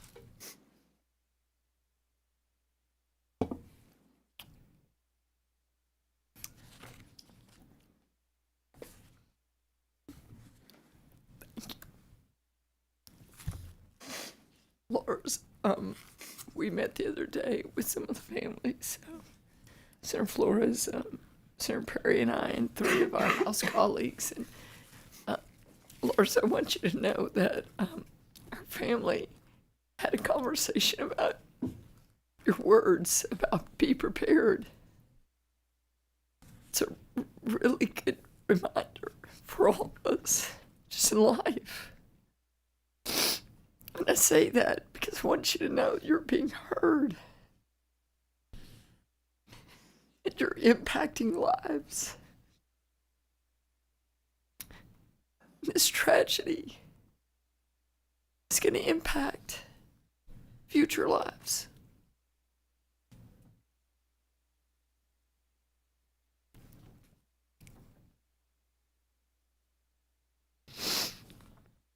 My chief of staff said to me the other night, I can't unhear their stories.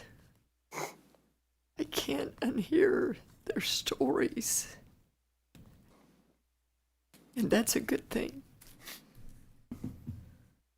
Because these lives of these precious children. We will never unhear the stories, and we will make changes.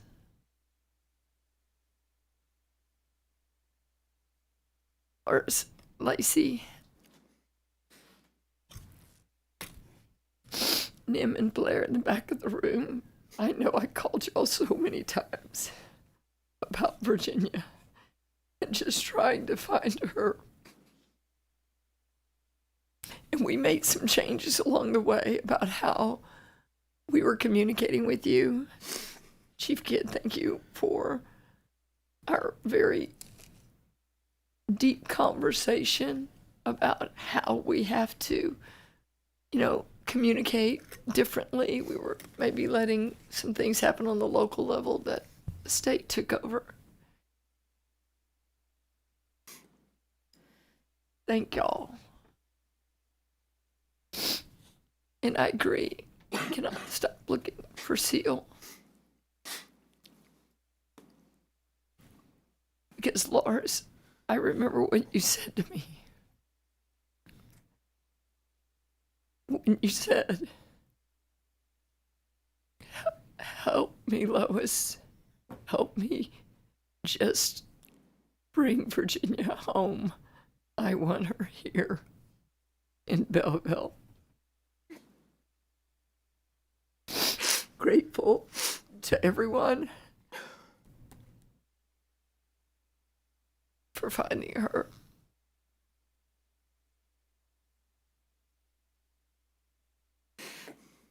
Thank you, all of you, for telling your story. Thank you. Because as Senator Bittencourt said, we will carry this forward. And you're right. I wrote down those quotes. Lacey, meaningful safeguards, but enforceable safeguards. Senator Perry, I think we're getting there.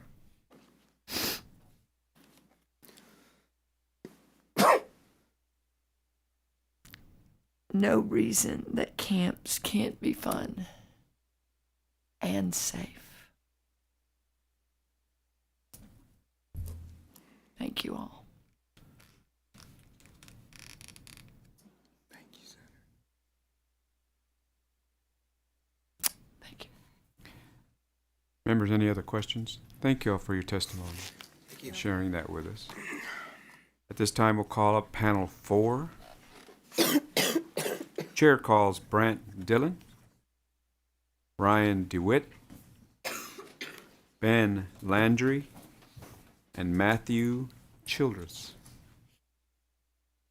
Brant Dillon, Ryan DeWitt, Ben Landry, and Matthew Childress.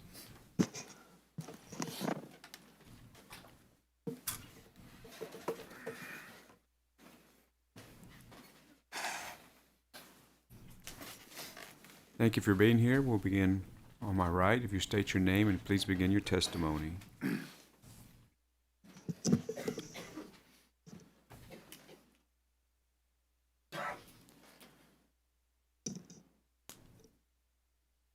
My name is Brant Dillon. I'm the father of Lucy Dillon from Houston, Texas. Thank you, committee chairman, committee members, for allowing me to be here today to share a small part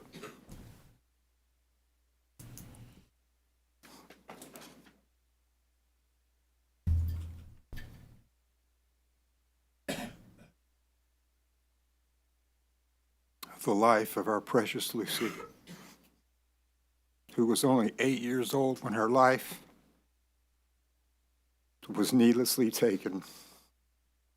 Our world has been shattered by a tragedy that was 100% preventable. Every plan for our future, every dream that included her, has been destroyed by unsafe facilities, inadequate preparation, failed planning, and poor execution. Lucy was a straight A student. She excelled in school, was in gifted and talented classes, and even skipped a math grade. She was set to begin Spring Branch Independent School District Spiral Program, which provides advanced experiences off campus. Credit those accomplishments to her mother's unwavering conviction and to Lucy's determination to face any challenge. This setting today would have been child's play for her. She was also an exceptional athlete, recently helping her softball and basketball teams win their league championships. I had the privilege and honor of coaching her and her friends since she was 4 years old. While she loved to win, the joy of her victories was often balanced by the compassion she felt for the losing team. She was kind, she was a leader, she was gritty, and she always gave 100% effort. Her younger sister, Charlie, was not a very good sleeper, and the way the responsibilities of the house took shape, I put Lucy down 9 out of every 10 nights for her whole life.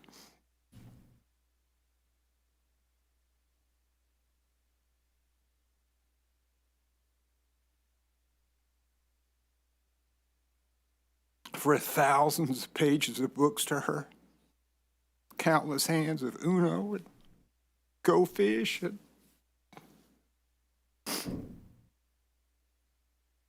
she was my best friend.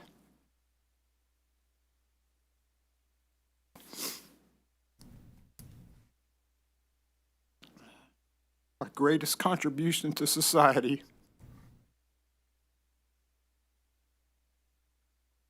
And today I sit before you a broken man. When Lucy left for camp, it was the very first time she had ever slept away from us. We entrusted her care to the camp operators, and never for a moment did we believe she would be returned to us in a casket. I will never forget that emotionless call that she was simply unaccounted for. We must make sure that when parents entrust their children to camps, that they can have the confidence that facilities are safe, operators are prepared, and emergency plans are sufficient and executable. And I'll add enforced as well. Many things could have been done differently to save our children's lives.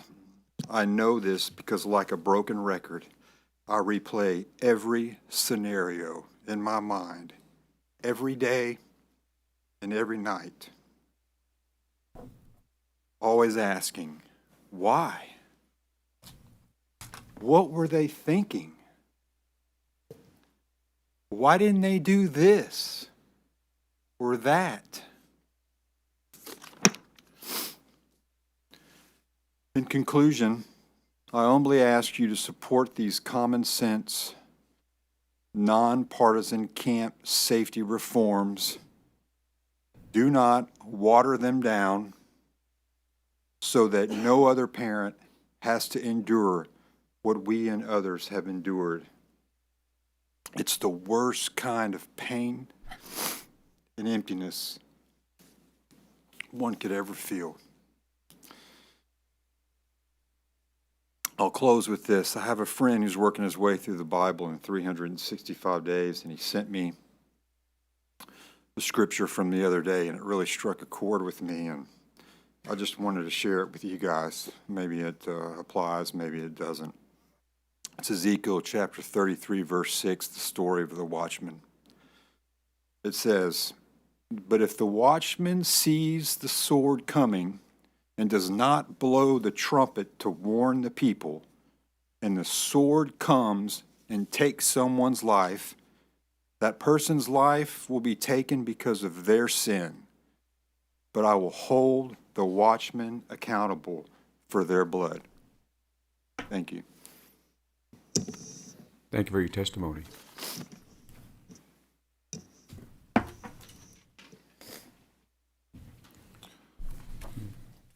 Good morning, Chairman Perry and members of the Senate Select Committee on Disaster Preparedness and Flooding. Thank you for allowing us to speak our hearts and minds today. As you've seen over the last couple of hours, this is impossibly difficult for this group to get up and do. We're doing it for our daughters, but it is not lost on us how difficult this is for you as well to hear this, knowing that you are parents and grandparents. We recognize how valuable your time is and are humbled by your willingness to share it with us today. My name is Ryan DeWitt, father of Molly Claire DeWitt. I'm here before you on behalf of my wife, Elizabeth, and Molly's older sister, Annie, who is also at Camp Mystic, and by the grace of God, is still with us. And Chairman Perry, I appreciate you recognizing that at the front half of this. But I want to correct you and say it's hundreds of children. My oldest daughter was in rec hall on the second floor catwalk, water at her ankles. This is a child who has been through the ringer with weather events prior to this, was in therapy for them for a year. And I feel compelled to share with this group that in the terror of that night, when she was on the catwalk with 100+ other girls, Annie, Molly's older sister, who was terrified of weather, found it within herself to lead her cabin in song and prayer in the face of what just months prior would have brought her to her knees. And I feel compelled to say that because my pride for my oldest daughter, Annie, is immeasurable. She's stronger than my wife or I. And I know she's going to watch this, and I want her to hear that out loud from her dad. Molly is one of the precious lives lost during the July 4th flood, along with her 26 newly minted sisters, who had formed an inseparable bond in just a week's time. Molly was and still is a bright light in this often broken world. She embodied so many amazing qualities despite her brief 9 years on Earth. She squeezed more into 9 years than many do into 90. Saying Molly was larger than life is no exaggeration. She was a humble little girl, so these next several bits would make her cringe, but I know she'll forgive me.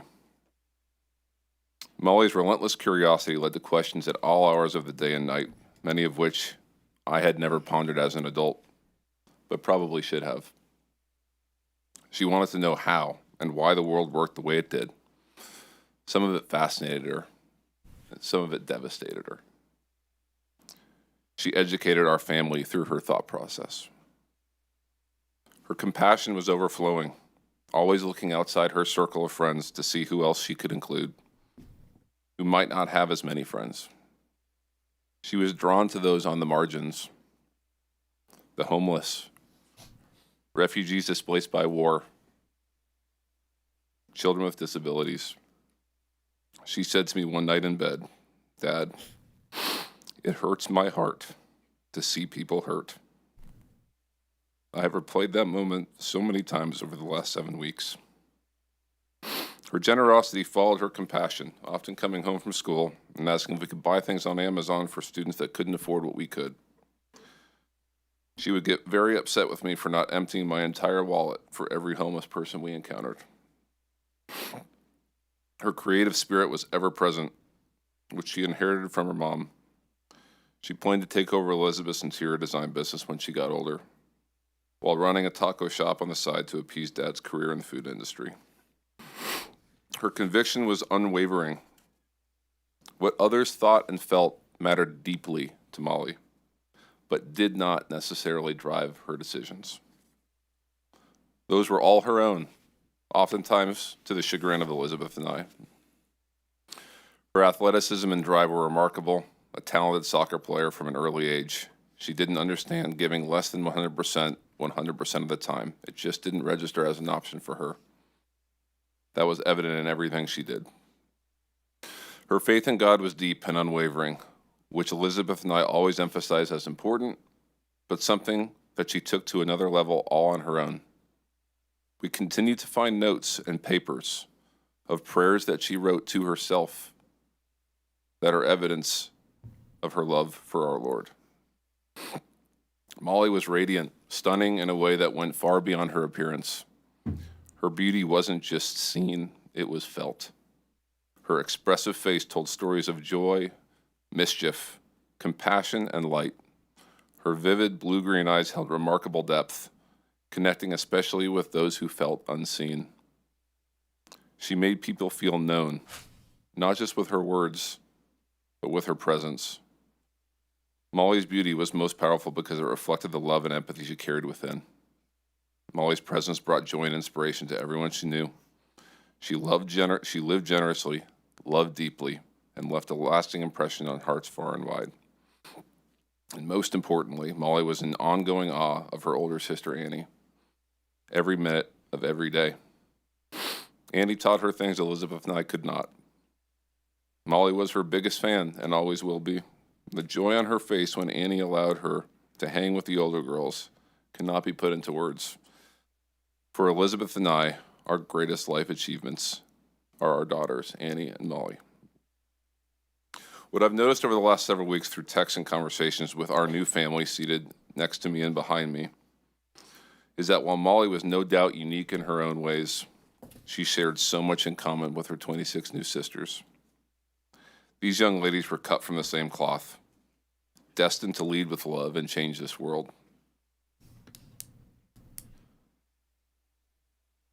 And the two counselors from Bubble Inn, and I don't want this to take away from the counselors from Twins, who, as has been previously stated, did everything they knew to do and followed directions. But Molly was in Bubble Inn, and those two counselors, Chloe Childress and Catherine Ferruzzo, were without a doubt a 10-year fast-forward snapshot to where our girls were headed. They were both set to start classes here in Austin this coming Monday. They were loving, strongly rooted in their faith, and selfless. They will forever be heroes in our hearts. When we dropped Molly off at camp, Annie had been for the last 3 years, and on the ride there, she kept on saying, and looking at the clock, she knew she was getting dropped at 10 a.m. She kept on saying, "Oh, only 45 minutes till I don't see you guys for a month. Only 30 minutes till I don't see you guys for a month." We got out of the car. I gave Annie a big hug. She had been through this before. She looked me in the eyes and said, "I got this, Dad." She was homesick every time and worried every time, but she always pushed through. My goodbye with Molly is something I will never forget. She walked up to me. I was on one knee. She gave me a big hug. She pulled back. She grabbed me by both arms, and she looked me directly in the eye. No less than 10 times, with eye contact I had never experienced from this little girl. She said, "I love you, Dad. I love you, Dad. I love you, Dad." While I'm so grateful for that goodbye, that moment haunts me today, because shortly thereafter, I pulled the car farther, and I was told, as I'm crying, We got her. She's safe. We drove out of camp. I'm a wreck. And I looked at my wife, Elizabeth, and I said, I don't think we should go out of town, overseas.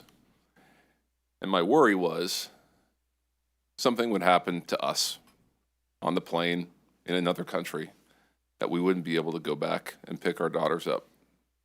And never in my wildest nightmares did I think that this is what was going to occur. In short, on July 4th, the world lost 27 lives that were destined to change our landscape forever in their own unique ways. The biggest tragedy is that it never should have happened. This was 100% preventable. We are here before you today as grieving parents, as you've heard, living in an unimaginable nightmare, but also as pillars of strength for our daughters' legacies, to ensure that what happened on July 4th never, ever happens again. Senate Bill 1 is long overdue, reflects common sense life-saving measures that every camp in Texas should be required to undertake, taking the appropriate preventative measures to remove as much possible risk of disaster, in concert with doubling down on detection, training, and response when the disaster does occur. It's the only path forward here. Every camp should consider the location of their buildings and sleeping quarters.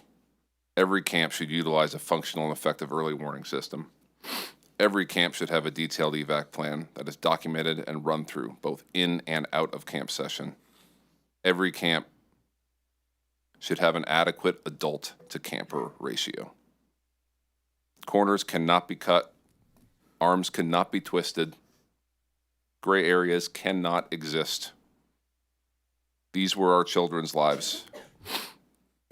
Now we fight united for the safety and lives of millions of children that will attend camps in the future. And the future is right now, not the next special session in 27.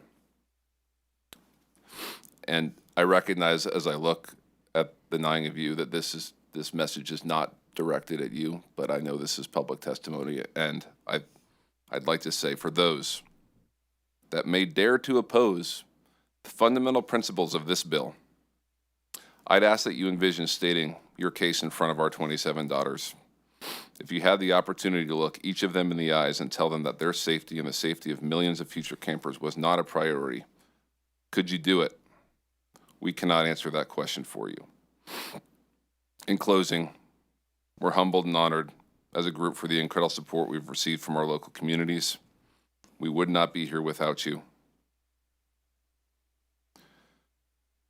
I drew some inspiration from a quote that Governor Abbott uttered during his own personal story of overcoming a life-altering accident. He said, "Our lives are not defined by our challenges, but by how we respond to them." This is our response. We implore you to join us in that response. Do not waver. Do not hesitate. As Molly would say, let's give 100% effort, 100% of the time. Let's make these 27 amazing girls proud of the way we respond. Thank you very much for your time. Thank you for your testimony. Please proceed, state your name. Thank you, Senators, for hosting us today and letting us share our experiences with you. My name's Ben Landry. I'm Laney Landry's proud father. Laney was killed on the July 4th floods on the banks of the Guadalupe River. Laney left behind her loving mother, Natalie, me, her father, her brothers, Daniel and Luke, grandparents, teachers, coaches, family, and many, many friends. Laney was the caboose of our family. She was our third child, and she was the sweet, loving daughter that Natalie and myself wanted so badly.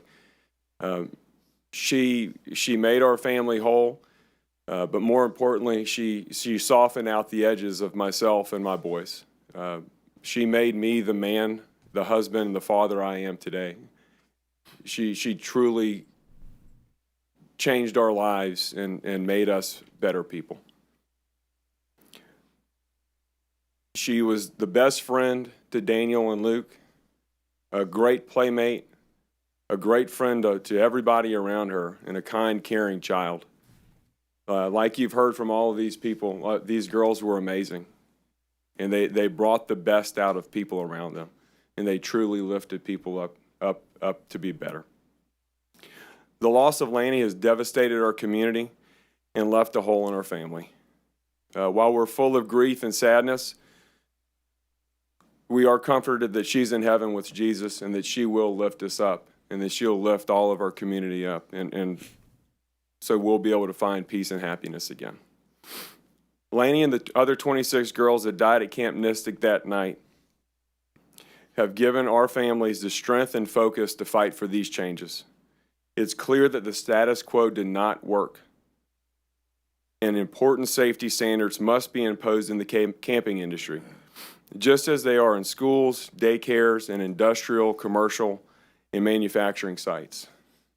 No emergency plans and no evacuation training is not acceptable. There's not an industry I know that would allow this. I've coached lots of my kids' teams, and I've always told them I will never put you in a position to fail. All of these girls were put in a position to fail. They were told their directions were to fail, and that's what happened that night. These children were put to sleep in a floodplain with no plan for a flood. This must be changed now so this does not happen again. This is an event that was preventable and was caused by years of neglect, ego, and complacency. Never again should these words be used to describe the children's camps in Texas. Our families are welded together in this awful event. We are not here to ask that you take our grief away. The grief represents the everlasting love that we have for our girls.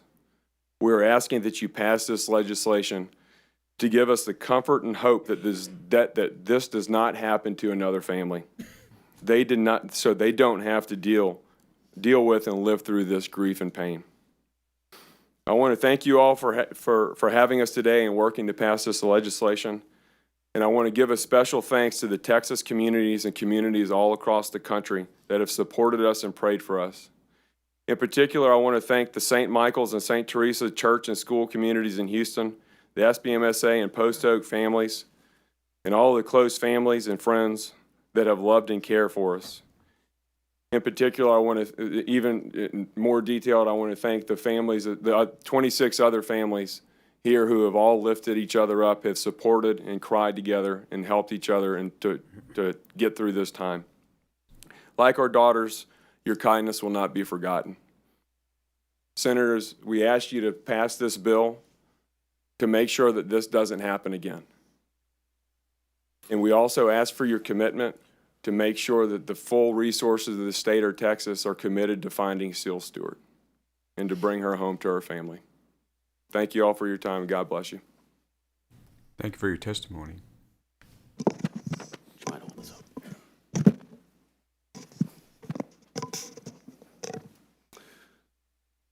So thank you, Ben.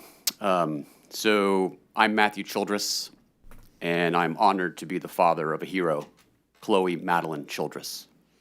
I am the caboose today, so I'll be the final one that you'll be hearing from and the final one that will torture you with these stories. But I want you to remember there are many more that did not testify. And these are the realities that we will live with for the rest of our lives. As you said, Senator Kolkhorst, don't unhear them. We need you to remember them. We need you to be tortured by them, because we are every single day. We also need you to appreciate this is not just 6 weeks of grief that we've been going through. This is 3 weeks of unprecedented coordination and unity of these 26 families for these 27 girls to effect positive change, to figure out this four-dimensional puzzle for positive change in the future. So on behalf of Heaven's 27, thank you. Thank you for taking the time, the effort, the support for camp reform. Thank you committee members, Chairman Perry, and all of the co-authors of SB 1. And also to the state leadership, the governor, lieutenant governor, and the speaker. And I also want to thank the camps that have been reaching out for meaningful change and alignment. That's meant very, very much. And I also am very sorry, and I want to offer all of my condolences to all of those others that lost their lives, not just at Mystic, but this horrific accident, all 138, plus the continued support for the search for SEAL. So this is my daughter. Let's make sure it subs it up. Yeah, this is my daughter, Chloe. Chloe was 18 when she was killed. This is a grown woman. She is survived by her brother, Jack, 15, who started his sophomore year today at the Kincaid School in Houston, Texas. My wife, Wendy, wishes she could be here, but she wants to ensure he is launched into a normal school starting day and is there to support him for that. So one of my nicknames for Chloe was that she was my hero. For all that she had accomplished, I was so proud of the independent woman she had become and all that she had to come in the future. Not to mention, she was just a better human than me. She was one of the counselors, along with Catherine Ferruzzo, in the Bubble and Cabin where all lives were lost.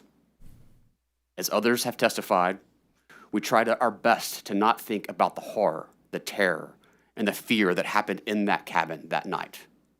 14 girls scrambling for their lives because they did what they were told to do.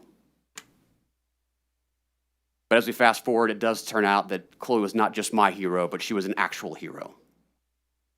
Chloe and Catherine both died as heroes trying to save all those sweet little girls. Chloe's from Houston. She graduated from the Kincaid School as a cheerleader, cross-country runner, and a lover of music. She was to attend the University of Texas to study pre-med and to ultimately become a doctor. Chloe was the perfect balance that I could ask for. She was fun, she was spontaneous, she was a troublemaker, she made all of her friends laugh. But she was also smart and studious and driven. And because of this, I called her the machine. She was also a rule follower. As her father, this is what I taught her. I taught her manners. I taught her respect. I taught her to obey orders and authority. She did what I told her. She followed directions of the authorities. And that is what killed her. Last Thursday, instead of moving my daughter into Hardin House, about a mile from here, to start her freshman year, I was at the state capitol with 25 other grieving families that had lost their daughters. We were there to plead with state leaders, asking them to take action so this tragedy would not happen to anyone else in the future. So there are over 1,000 camps operating in the state of Texas with deep history, roots, and impact across the social fabric of our state. As a boy, I attended camp in Hunt. The women in my family are 3 generations of Camp Mystic. I spent my youth picking up my sister at Mystic, staying at the River Inn, and begging to stop at the Hunt store on the way out for a burger. These are places that create lifelong memories and friends that folks will have for the rest of their lives. These are places that should live on and should be cherished and enjoyed for generations to come. The change we are asking for is to provide protection measures to ensure that camps can survive. So the changes we are asking for are very common sense, logical, nonpartisan ideas for camp safety. These are positive, forward-looking changes to ensure a continued flow of new kids into these camps for years to come and giving the parents the assurances that they need. So first, prevention. No child should sleep in a floodplain. Daycare and schools already have sitting laws that prohibit such dangers. I do support the exemptions or exceptions for lake-bound camps that Chairman Perry spoke about earlier. I am from Houston. I know what it means to live in homes in the floodplain. I've lived through Allison, through Ike, through Rita, through Harvey, and countless other storms. And as I tell many people, it's not a question of if a Category 5 hurricane will hit Houston. It's just a question of when. When you look at the Central Texas storms, they have happened before. These storms will happen again. And anyone telling you otherwise is fooling themselves. Second, detection. Simple flood and weather alert systems with backup communications would have saved lives. Third, training. The official plans at most camps are to stay in place. The girls who died here were the ones that followed that plan. Training should prepare staff and campers to act, not to wait in danger. And then finally, response. There needs to be better coordination with local first responders because in an emergency, confusion kills, and we saw that on July 4th. These are basic protections that all parents should expect when they entrust their child to a camp. They are not costly, and camps have simply been exempt. That exemption has now cost lives. So we need to, from a timing perspective, we need to make these immediate changes in this special session with everyone's support because people are already enrolling their children for summer camp next summer in 2026. But we are also here to remind all of you that we are here for the long haul. We have to live with all this for the rest of our lives. I plan to make it my second job so that no other parent has to go through this type of pain. As we look towards other meaningful reforms across the spectrum in future years, in future sessions, hopefully you'll see me again in the future. Again, pressing for common sense, nonpartisan reforms that everyone can support. People ask me every day how I'm doing. I tell them the truth. And for the record, I tell them, this sucks. This pain is unbearable. Chloe was killed following the manners that I taught her. I lost my firstborn, my machine, my running buddy, and my hero. And for this group of Heavens 27, I am overwhelmed by the unity that the 26 families have had. This all came together in less than 3 weeks, and we have to see this through. There's nothing we can do to bring our daughters back, but we can honor them by ensuring their deaths lead to meaningful change. For now, the time is to act and support SB 1. For my hero, Chloe Madeline Childress, the rest of Heavens 27, and for the millions of campers and parents in the future, so this does not happen again. Thank you all for your support. Senator Betancourt. Thank you, Mr. Chairman. Gentlemen, I just want to tell you, your testimony is absolutely 100% correct. There is a lot of grief in this room, but there's also anger. You know, I have to suppress it now because I feel what could have occurred and what didn't. But I also know that there's 1,100 camps out there that, and many of them do it the right way. This camp was horrifically wrong. The instructions to Chloe were horrifically wrong. And that's where that anger comes in. I have to portray my Irish Catholic, or betray it, I guess, to keep from reacting to it, because I feel it too. And you don't have to worry about, a couple of you mentioned bipartisan. There was no partisanship here. My classmate and friend Jose Menendez and I and Senator Blanco has sat through everything in Kerrville underneath the dais from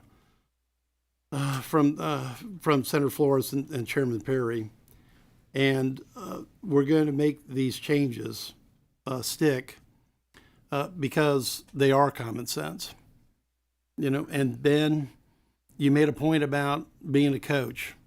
You know, I've been everything from a SBISD, superintendent on baseball on down. And you never leave your children at a point of failure. Never put them out to fail. And they didn't. But a lot of other people did. So we're going to recognize the obvious and do what we can to change it. And there won't be any testimony against this. And Ryan, to you, I want you to hold on to that 10 seconds with your daughter, because that's her gift back to you. And you keep giving that gift to everybody that you know of for the rest of your life, because that's what she'll want you to do. My life's purpose has been redefined. I could tell. And God bless you.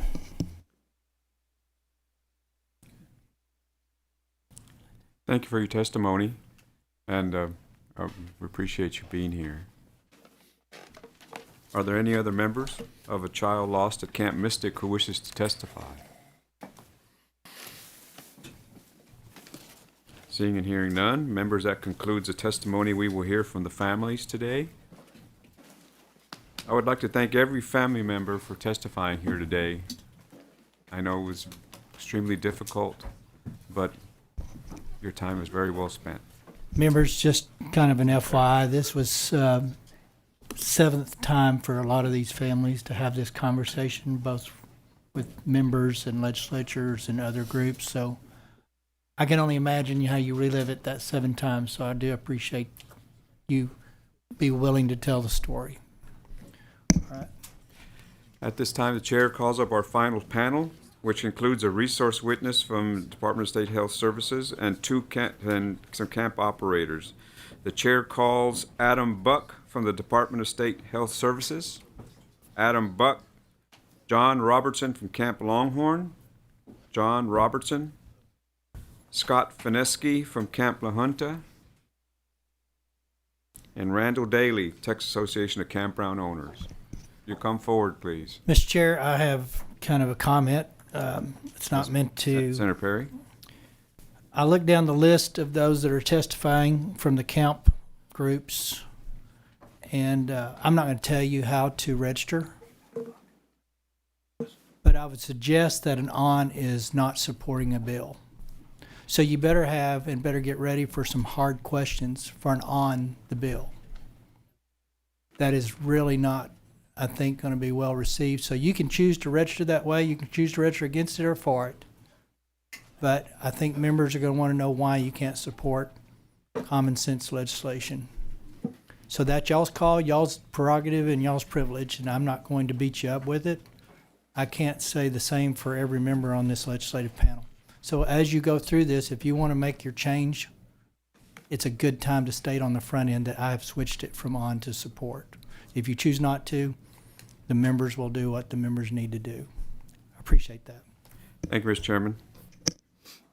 I'll begin on my right. If you state your name, who you represent, and your position on the bill, and proceed. My name is Randall Daly, and I'm representing the Texas Association of Campground Owners and myself as a campground owner, and we are for this bill, and we support this bill and happy to help in any way that we can, and thank you very much for your work on this bill.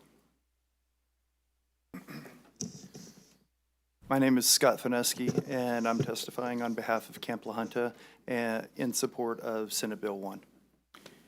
Thank you. And John Robertson from Camp Longhorn. Again, as my compadres here say, we support this legislation. You're currently registered as on, so you want us to change that to support? That is correct. We wish to change the registration from on to or in support. Yes, please. Thank you. So noted. Chairman Perry, members of the committee, I'm Adam Book. I am the Associate Deputy Commissioner for the Consumer Protection Division of the Department of State Health Services. I'm here to provide some information about our youth camp licensing and inspection program. Senator Perry. So questions for dishes just specifically. First of all, I'm going to kind of give you a lifeline here. So I want your colleagues in dishes to take heed here today. We are asking dishes to step up, step out, and do more things than they've been asked to do. I sit on finance. I'm not naive to assume you're going to get this done today with existing resource. Yes, sir. So before we get out of this building in the next week, it is absolutely, and I cannot stress this enough because I do this with every agency, and very seldom do agencies take advantage. Within reason, I want an inventory of personnel needed to implement, enforce, and inspect before next camping season, and I remind you that starts before the next session. Yes, sir. So I need a very detailed map of what is available today and what you will need to make sure these provisions are implemented and inspected. And that is on y'all, because I don't live in your world, but I also recognize not all of this is free.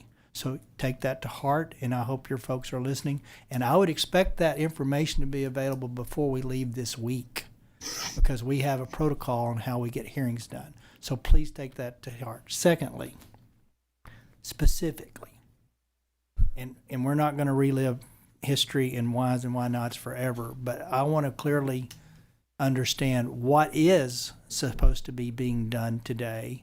My understanding is Camp Mystic passed with a 100% rating 2 days prior to. So what was being inspected at these camps today? What was supposed to be that wasn't? So give us kind of a general framework and then hone in on how can a facility 2 days before an event like this be a 100% rating?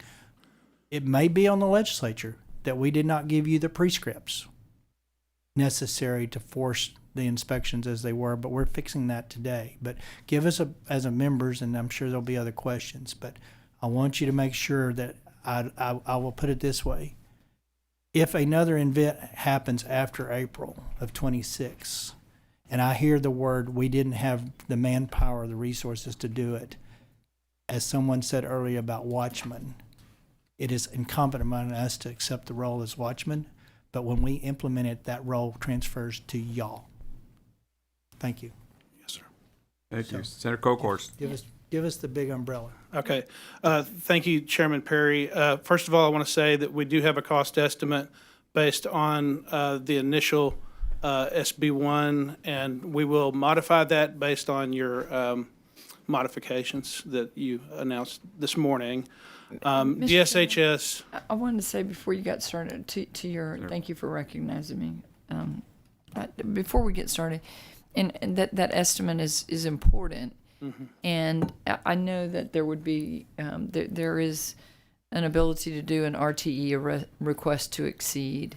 I'm not sure how the Lieutenant Governor and Senator Huffman want to do this, whether it's included and domiciled within SB, I think it is now 5, or again, we're on a 30-day timeline, but we get RTEs from y'all all the time, not just dishes, but agencies. And so this would be something that could fit in there, I do believe, on an RTE. But it needs to be, as Senator Perry said, I would use the word robust, complete. Okay? For sure. Yes, Thank ma'am. you. Thank you. Any other things, Senator Perry? Members, any questions for the panel? So I want dishes to go through existing framework. I don't want to rehash what we didn't get done specifically, but I think people need to answer that question, how 100% inspection was created, if it was because we didn't require what we should have required, or if it's required it, but it became complacent, if it's just kind of check the box routine stuff. So share with us what you can share about existing and what this next level will be. Yes, sir. Health and Safety Code 141 has 15 standards that is broken down currently in section 141.0025.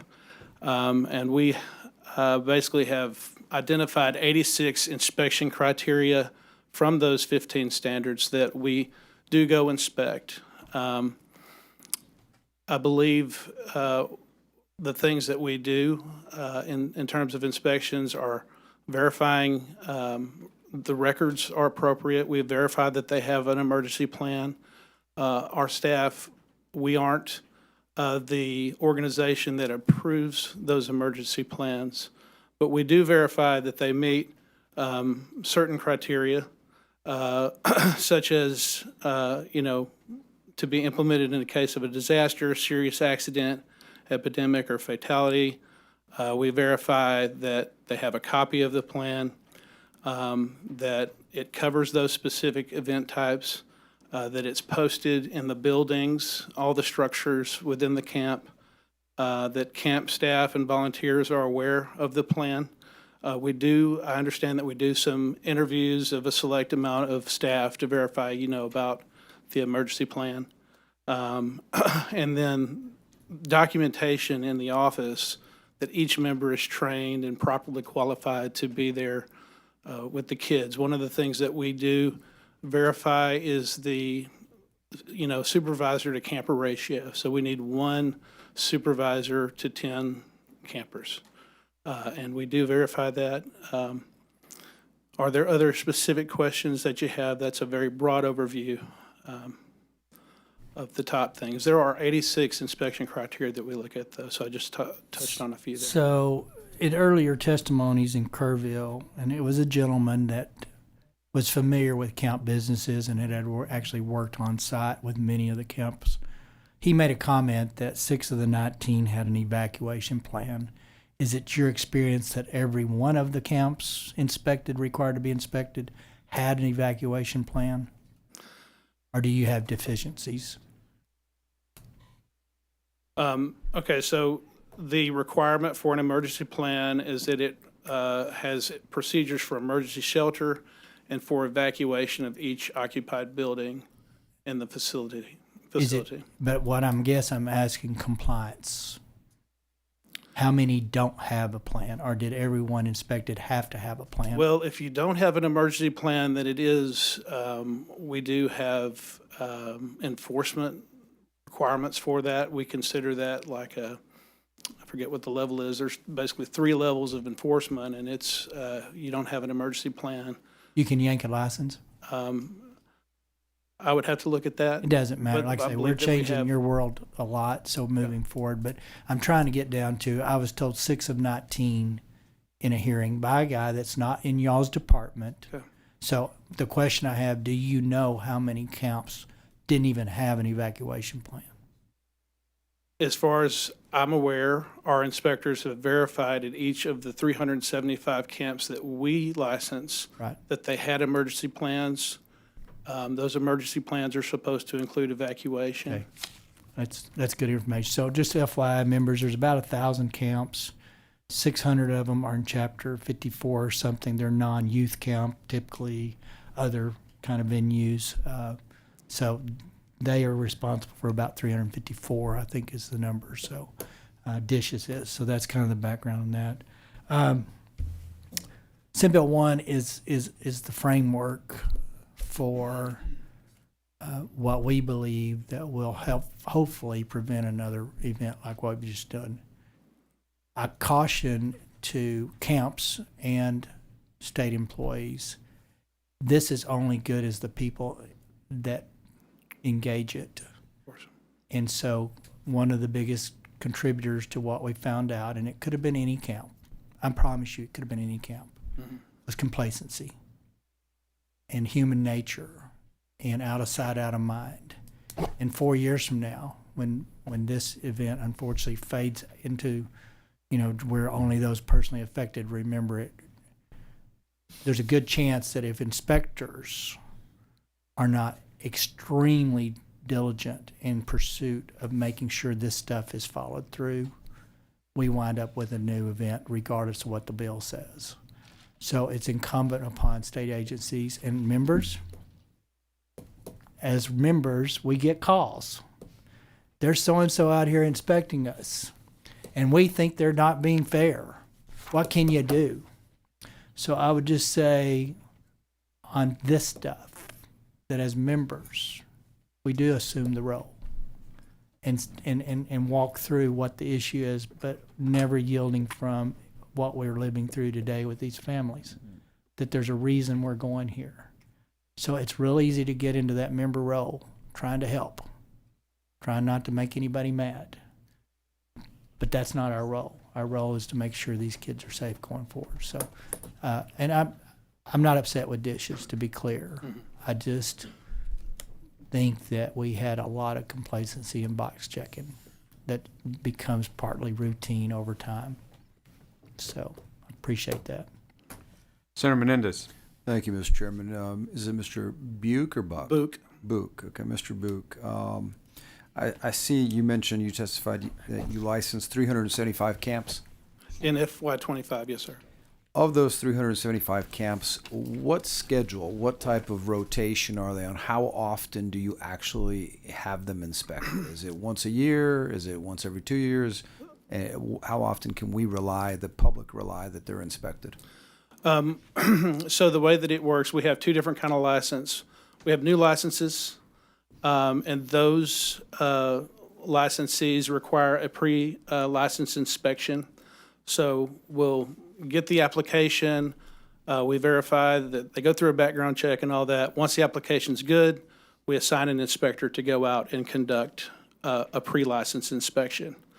once the new camp meets their pre-license inspection, then we give them an approved license within 30 days. Okay. If we find any deficiencies during that pre-license inspection, they have 10 days to make corrections.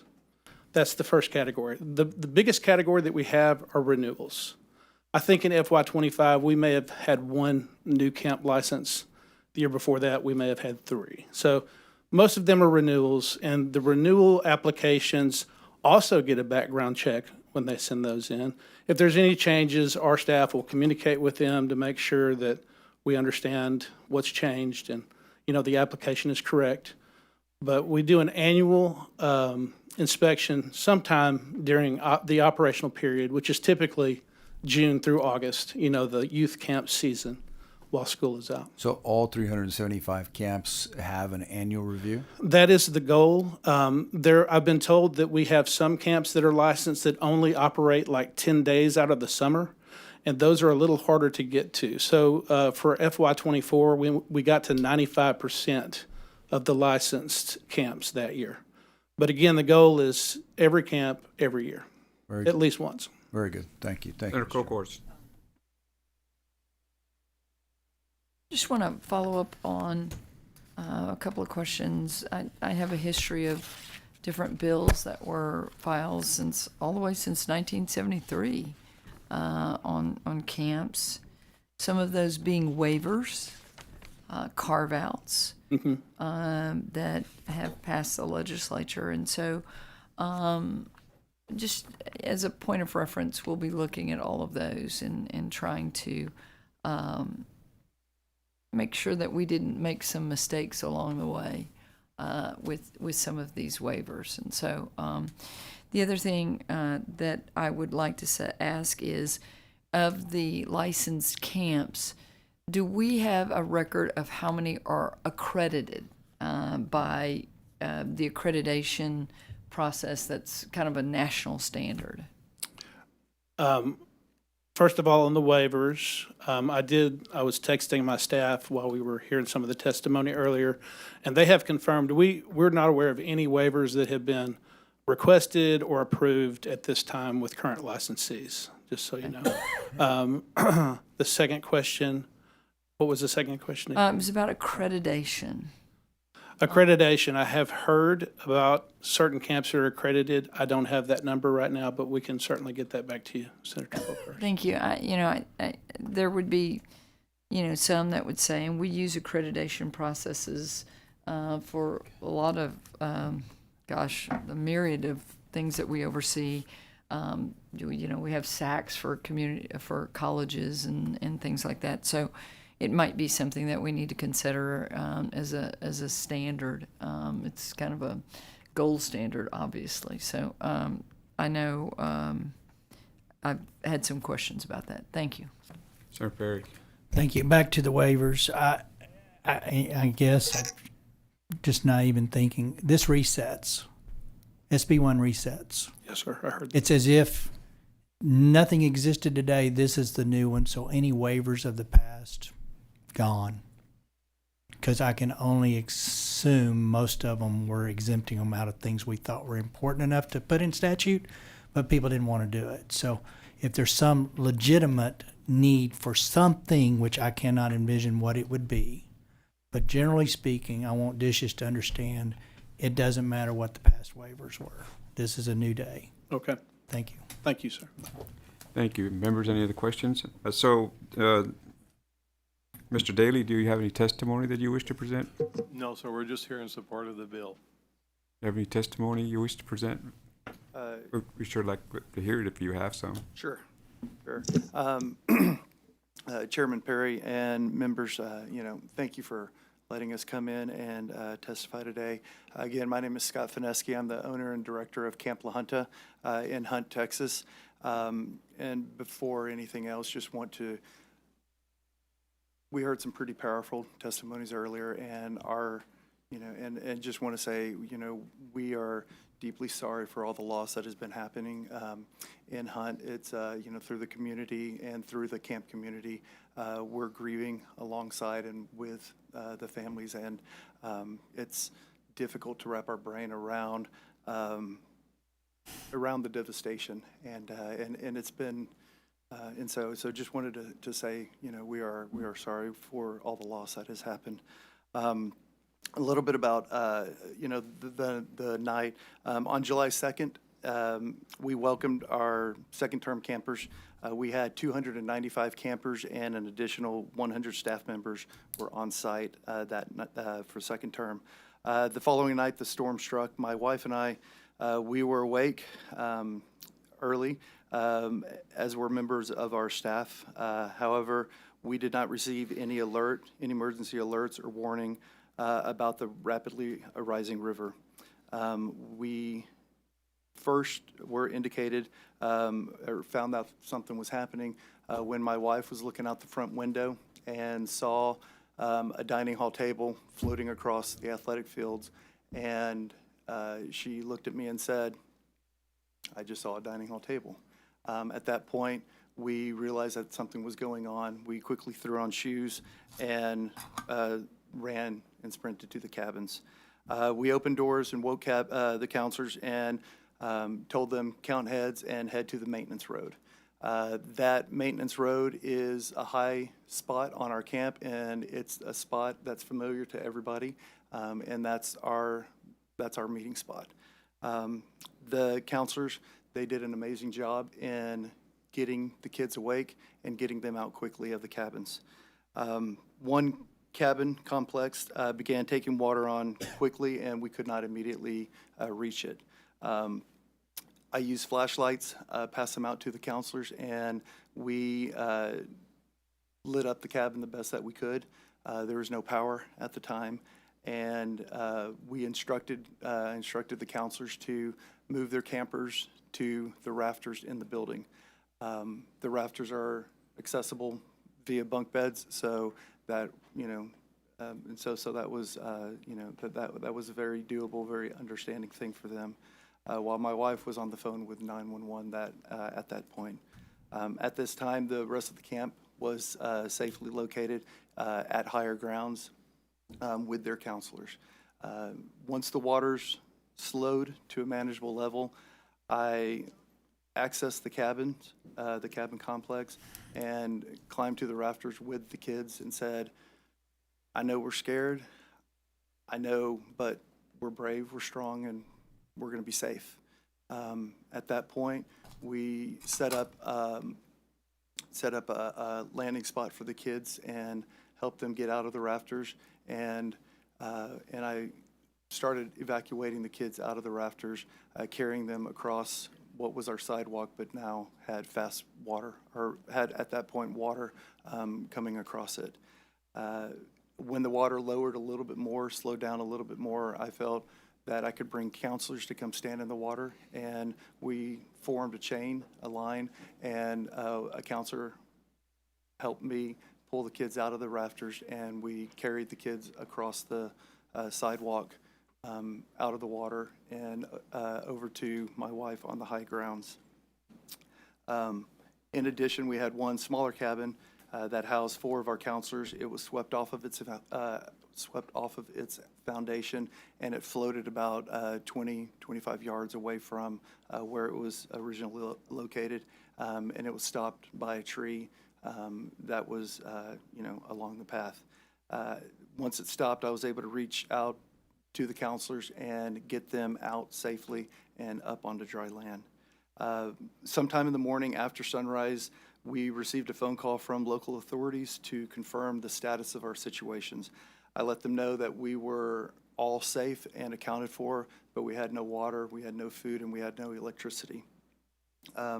They said they would not be able to help us at that time. And the way that we were able to secure water and food for our campers was that we had a family member who was able to get a private helicopter to fly in and give us some food and give us some water for the kids. Throughout the day, we had our kids staged in the high cabins that were untouched by the waters, and my wife and I, we were calling everybody that we could to try to figure out how we were going to be able to get out of camp. We did not receive any help in that way. My wife called the superintendent of Kerrville ISD and said, we need buses. He said, give me an hour and a half. And he sent school buses out, and when in communication with the local fire chief in Hunt, we determined when the water was going to be low enough that the low water crossings were going to be passable, and he had buses waiting. And when they opened up the bridges, they were one of the first vehicles to get across. They came into camp, and after head checks and making sure that we had everybody, campers and counselors alike, on those buses, they left and they went into the staging area in town. And we had already been communicating with parents where that was going to be and when they needed to arrive at that location. And that was about 6:30 that night that we finally were able to evacuate camp. In the history of Camp La Junta, we've never witnessed flooding at this level. The river exceeded our previous high water mark, by a large amount.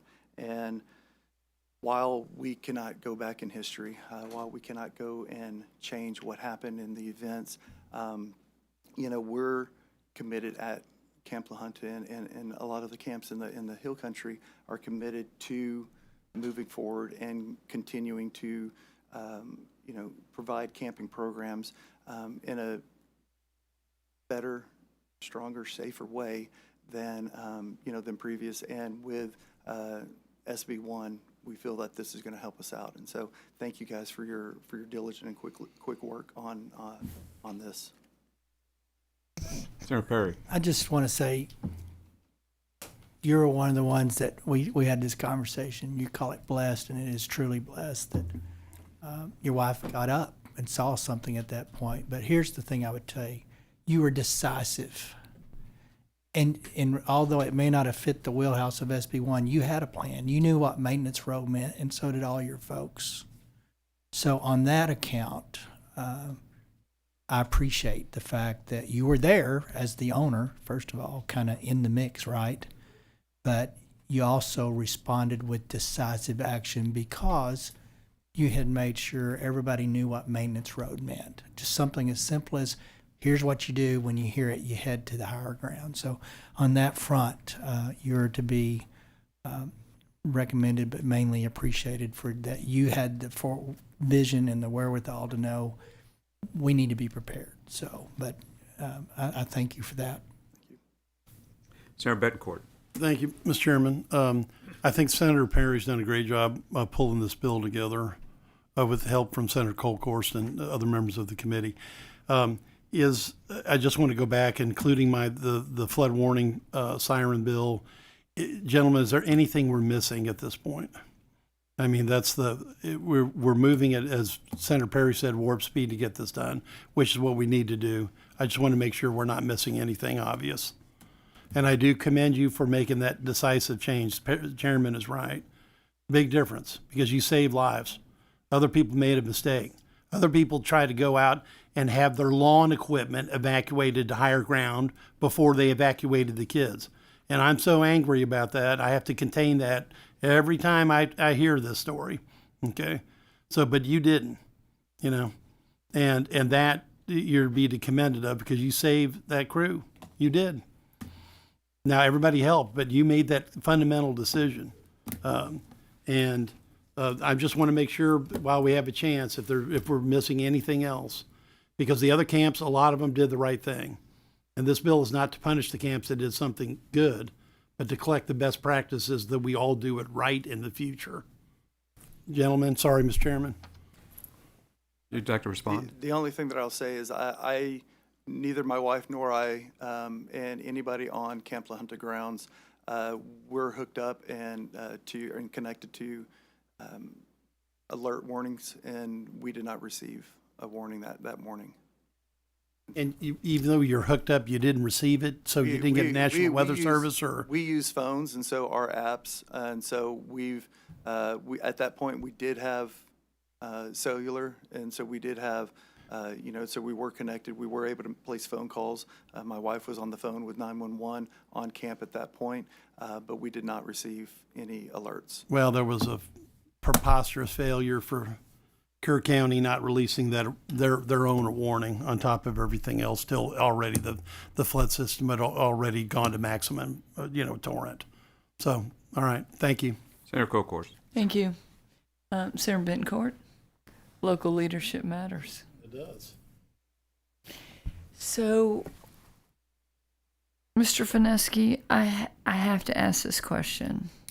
When you saw a picnic table floating, could you give me, point of reference, a time? I can't give an exact time.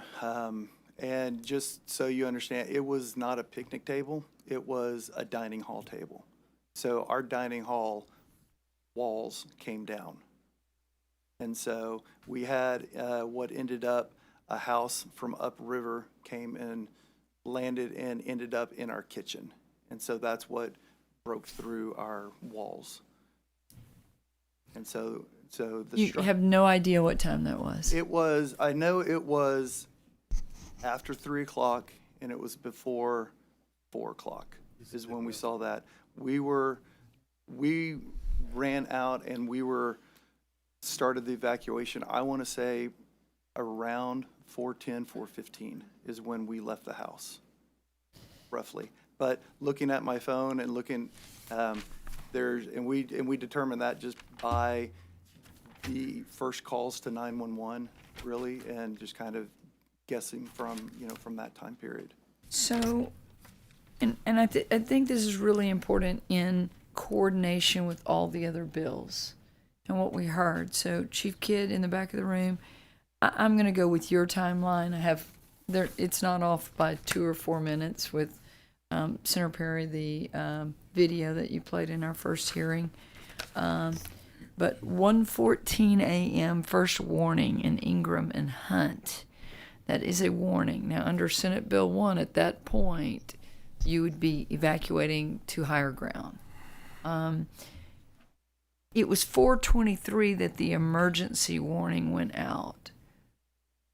In my estimation, it's late. And I've really focused in on, during our hearings, and Senator Perry, excellent panel of meteorologists who have talked about better instrumentation, and this is for decades, between Del Rio and Brownsville, it's 780 miles roughly, that we don't have a weather station, that maybe we should have one in between, and then the instrumentation.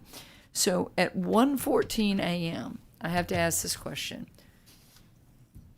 And this is the devil's in the details of how you get that warning. Originally I'd filed Senate Bill 6 of the last special, Senate Bill 60, and it's requiring y'all to monitor weather radios. Chief Kidd, you've talked about the simplicity of yesteryear where you have simple instrumentation that you're listening to. What would you have done at 1:14 a.m. with a warning? And this is for us to better understand Flash Flood Alley. Different than Camp Longhorn. Right. Different geography. And that's really important to understand Flash Flood Alley and the geography, which higher ground, I don't know if at La Junta it's available. It certainly is at Mystic. So what would you have done just for us to understand the implementation of these bills that we're working on? First of all, I would have, we would have talked to our security guard. We do have an active security guard at night. Even with the security guard, there was, failure in that point that we spoke with them during the night, and there was no warning of rising waters or anything like that coming into camp. If I had received a warning at 1:14 in the morning, I would have gone down. We would have looked at materials. We would have looked at equipment to see what was on the floodplain. And that's the first thing that we would have done. I would have known that campers were not, down in the area. They would not have been down along the riverfront. From where I've seen the water, I would have, that's where we look at our flood lines and of what's coming to camp for. And so I would have, started there, and we would have made sure that our security guard knew about the warning and would have continued to. Would you have evacuated children that are sleeping in a floodplain? We did not have, we only had one cabin in a floodplain, and I would not have evacuated them. I would have had our security guard stationed over and been paying attention in main camp with the idea of looking at rising water. But I would not have evacuated them immediately from at 1:14 in the morning, no. Hindsight's 20/20. Right. It's very clear. Exactly. What would you do today? We would definitely evacuate. I mean, definitely I would have, again, talked to our security guard, and we, and had that urgency to be aware of the warnings, to be aware of the situation. But definitely we would have looked at, evacuating, buddying them up in the, in the higher cabins. And we would have done that for sure. So I look back at my notes from Kerrville, and I have to say to the parents, I wrote down on y'all's testimony, and I haven't counted it up, complacency was a very recurring word that I wrote down. Complacency, complacency, complacency. A 67-year-old woman living in Kerr. She'd seen 25 floods in those 67 years. She said complacency by residents. We were complacent. She said 2025 is the new benchmark versus the 1932 benchmark. Her other quote was, Mother Nature humbled us.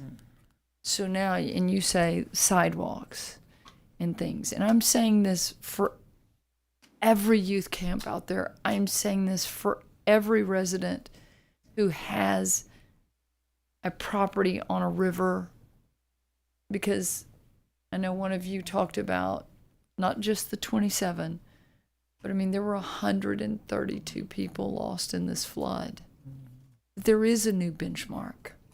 The older gentleman, Chairman Perry, that testified, who his family had a cabin, his wife's family had a cabin since 1930. He's a mile down from Mystic. He's near you. And he said, 1930, we'd never seen water anywhere near her family's cabin. And something woke him up at about 2:40 a.m.-ish, 2:40. And he said he looked out and he said, oh my gosh, we got to get out of here. Wakes his wife up and you remember this, Senator Menendez? Mm-hmm. And his wife's friend, and says, we've got to get out of here. And when he stepped out of the back door, he said, I stood in water, and he said, we can't get out. And they climbed up in a tree, and the water got to his waist. And he said, this is probably it. And at that point, it just barely started to recede. So this is a new watermark, right? Right. What will you do, and what changes will you make? Well, I mean, for sure, the emergency planning, when we look at... Pull that microphone a little closer, because I think it's important for all camps and for all campgrounds. Senator Perry, you created a new chapter in the Health and Safety Code, and under a new section, I think it was 700 and something, for campgrounds. I mean, like not youth camps, campgrounds. What would you do differently now? What changes are you going to make? So the first ones are going to be obviously the emergency evacuation plan. I mean, the way we deal with floods, because like you said, we now have a new benchmark. We know what can and will happen. And so we are going to, as an organization, we're going to, make sure that we write that down. We do train on our emergency action plan, and so we will continue to do that. We do have, and we will, and we train our kids on the emergency plan as well. On our first night, that's part of our opening night meetings, that the counselors draw attention to that plan. We address it as a camp. We do that, and the activity counselors are trained on that, because our emergency plan is not just a one-size-fits-all, because some kids will be on one side of the property while while kids are on the other side of the property. So what they know from the cabin is not what they know when they're in canoeing class or something like that. And so we will continue to train, and we're going to be more diligent and just making sure that everybody truly knows our plans, and that is what we're looking at. So in following up what Senator Bentoncourt said is, are we missing something? This is, and I want to say to everybody, this is just the bar. You can do more than what we put in statute. Don't do the least. Right. Do more. Right. Right? Right. And so my wife and I, we have already been asking ourselves, from the 6th, the 6th we were still trying to figure out what happened. But, after that, we started asking ourselves those questions from a parent point of view of, what can we do better? How do we do this? How do we get camp back, better, stronger, and safer? And we kind of narrowed it down, and you guys have hit it with the communications. Communications is key for us. The idea that we can communicate to our counselors without even leaving the cabin or without even leaving the house. So before even we leave, being able to communicate with them was important to us. And so we've been, pursuing that avenue to figure out what kind of communications we can have. We felt we had a great communication system, and it worked for many, many years.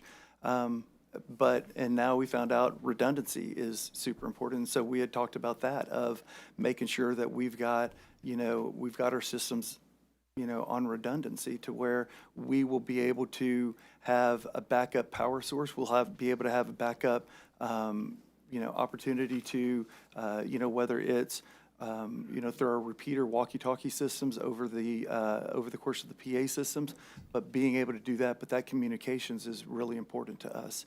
Like I said, we had one cabin in the floodplain in the 100-year, and it was near the backside, but it was still there. And we'd already made the decision that cabin's going to be retired. It's not going to be there. And so that is, so as far as what you guys are missing, I think you have a great bill that's being proposed. And I think it will help make sure that everybody's on the same page. And, as far as camping goes, and it will help, it'll help, maintain camps and making sure that they're stronger and safer for many years to come. And I think that what's important, I heard from several parents writing it down, is that they don't want summer camps to go away. They just want them to be safe. Exactly. As Lacey said, safe and fun, but safe first. Be prepared. Be prepared. Mr. Chairman, point of clarification.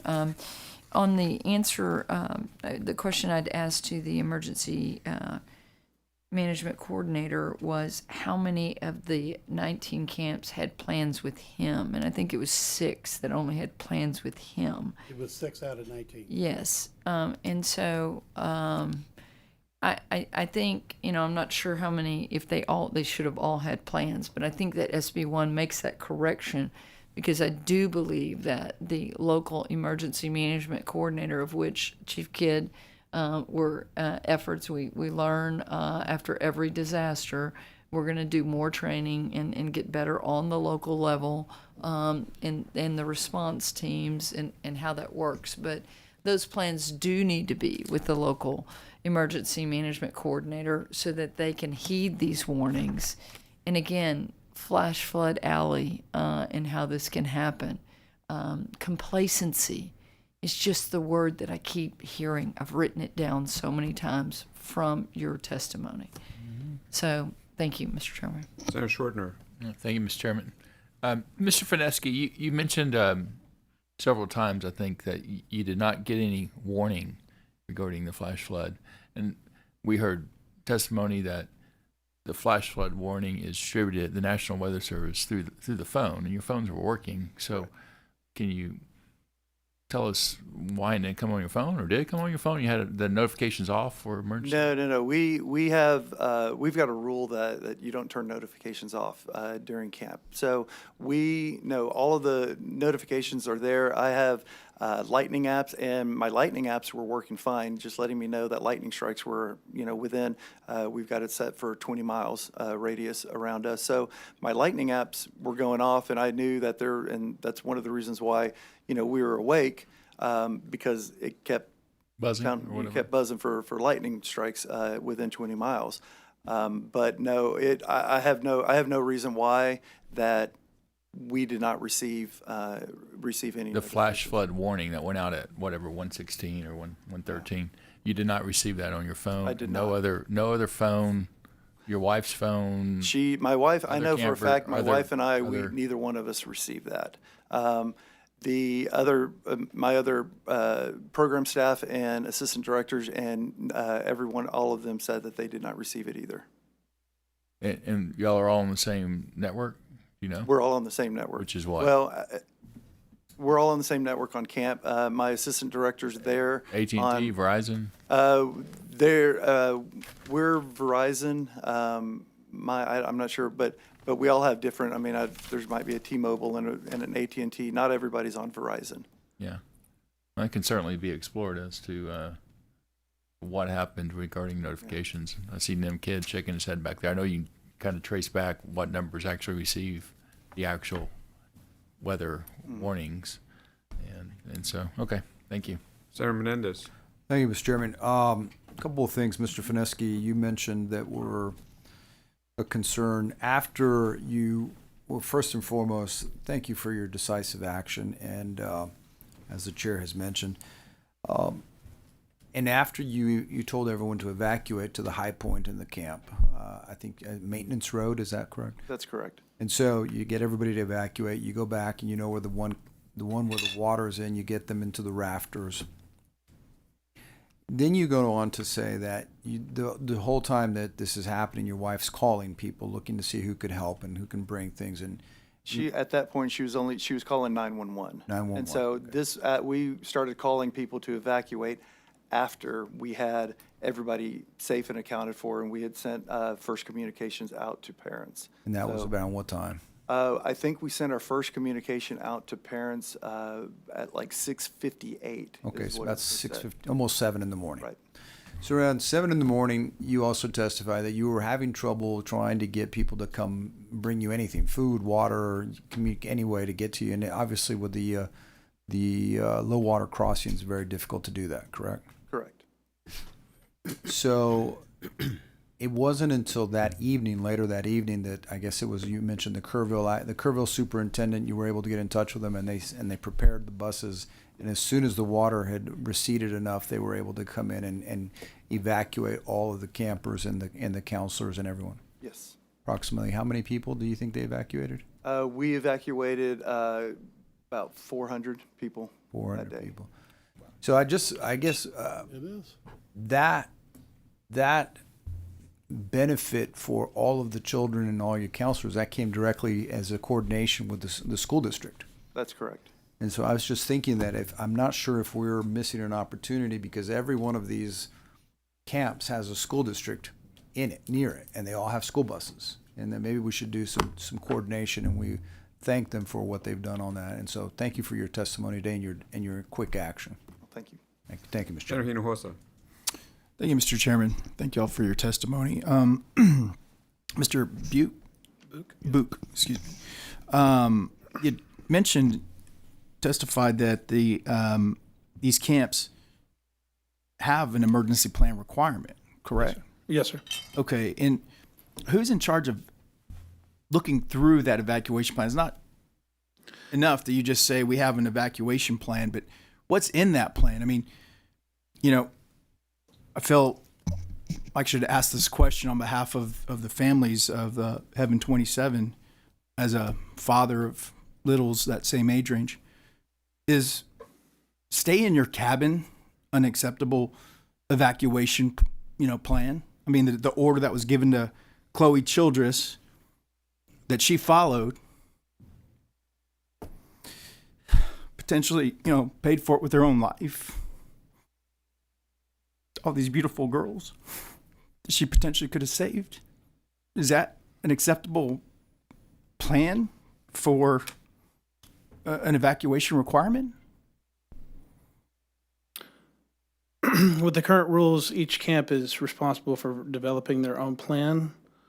We don't approve the plan. We just verify that it meets the requirements of, addressing the four big things, which is disaster, serious accident, epidemic, or fatality.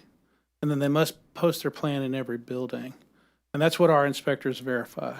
So should there be something to that standardization, Chairman? Yeah, so it's complicated, and I don't want to try to land the plane here in a big sense, but every disaster is different and unique.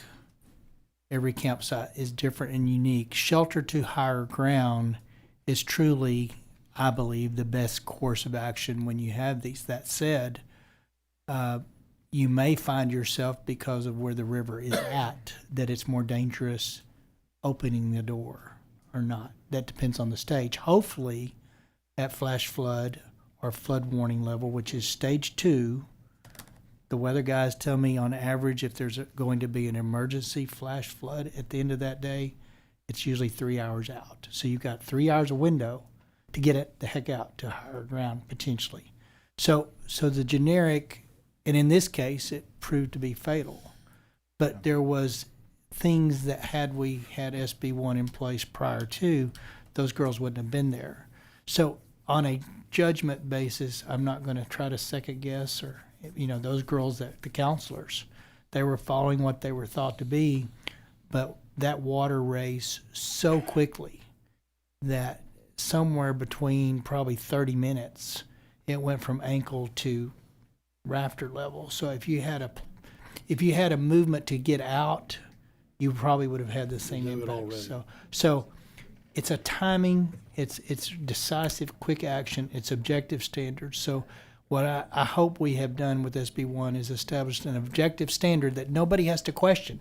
Mm-hmm. Nobody has to second guess. Nobody has to wonder, should I get out, should I not get out? You go to higher ground. A predetermined, pre-drilled, so on that front, so when dishes ask if you have a plan, they are, and they're provided we shelter in place or whatever that is, that's that camp's response, and it's not dishes' expertise nor mission to question the validity of that's the best plan, because they don't live on the camp every day. So I caution not to say that in this instance it was not a good plan, but there was a calamity of other influences that actually bore out the way it did before that issue was needing to be cited. So are we absolutely confident that we're leaving that up to each individual camp member to ensure our campsite? Well, I'm confident in this, based on Mother Nature and the inability to predict exactly when and where and what she's going to do, that if at a second stage warning, that is an average of 3 hours out before a bad event, if there is a bad event. These kids may be playing a lot of cards for 3 or 4 hours routinely in camp experiences going forward, but that's okay because they're in a different safe place. So all I know to do is get kids to higher ground as quick as possible. And if you give an objective standard of second level warning, which means emergency isn't happening, it could happen, it might happen, you've bought time to do the things that we all expect common sense you would do. But I don't have I would caution, number one, that we don't want to give dishes the mandate that they determine what evac plan looks like. that they just make sure there is one. And then I'm going to say this: do I trust camp owners to determine what that is? You know, you have to at some point assume that they've got the best interest in there, but we can't mandate what an evac plan looks like or a shelter in place looks like for every single camp, because everything's different. All I know to do is alleviate some of the concerns by making sure the kids aren't there if they didn't have to be in that place. Sure. So that's kind of where it's at. I guess to Mr. Fineski, the plan that you have in place now, I guess some of the follow-up questions you were asked, you have all the confidence that your plan, well, now going through something horrific like this, something that you've never seen before, you're confident now you would have and you did a commendable job, saving the folks in your camp. But you're still tweaking that, and you feel other camp owners near and around you can meet that standard? Yeah, 100%. I do. In camps, I mean, and I'll speak mainly for myself, but just, we've had conversations, amongst ourselves. We know everybody, and we deeply care for these kids. There's no question about that. This is one, and I tell our parents that, I'm going to accept we're an all-boys camp. I'm going to accept your son with the idea, and I'm going to treat them as if they're my own flesh and blood. And camp owners, camp directors, they mean that. They live by that. They worry about, I and my wife, we worry about these kids throughout the year. We check in on them. We get updates about successes and failures and life happenings throughout the year, and we give them phone calls. We give them letters. We're concerned about them. And that doesn't change when they're in our personal care. So the idea that,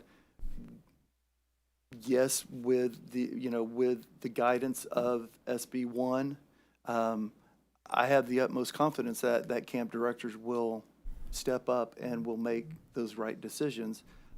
Because again, a lot of us are already asking those questions. Even some of the camps that weren't directly impacted by the flood, they're still asking those questions of, okay, well, what if it had turned, and what if it came down the North Fork instead of the South Fork? And so they're asking those questions as well. They might not have received the damage. They might not have, they're not dealing with all the stuff that the South Fork camps are, but they know that what if. And their care, just along with us, it's there, and they're going to do what's right for these kids, and they're going to do everything that they can think of that's going to be right for these kids.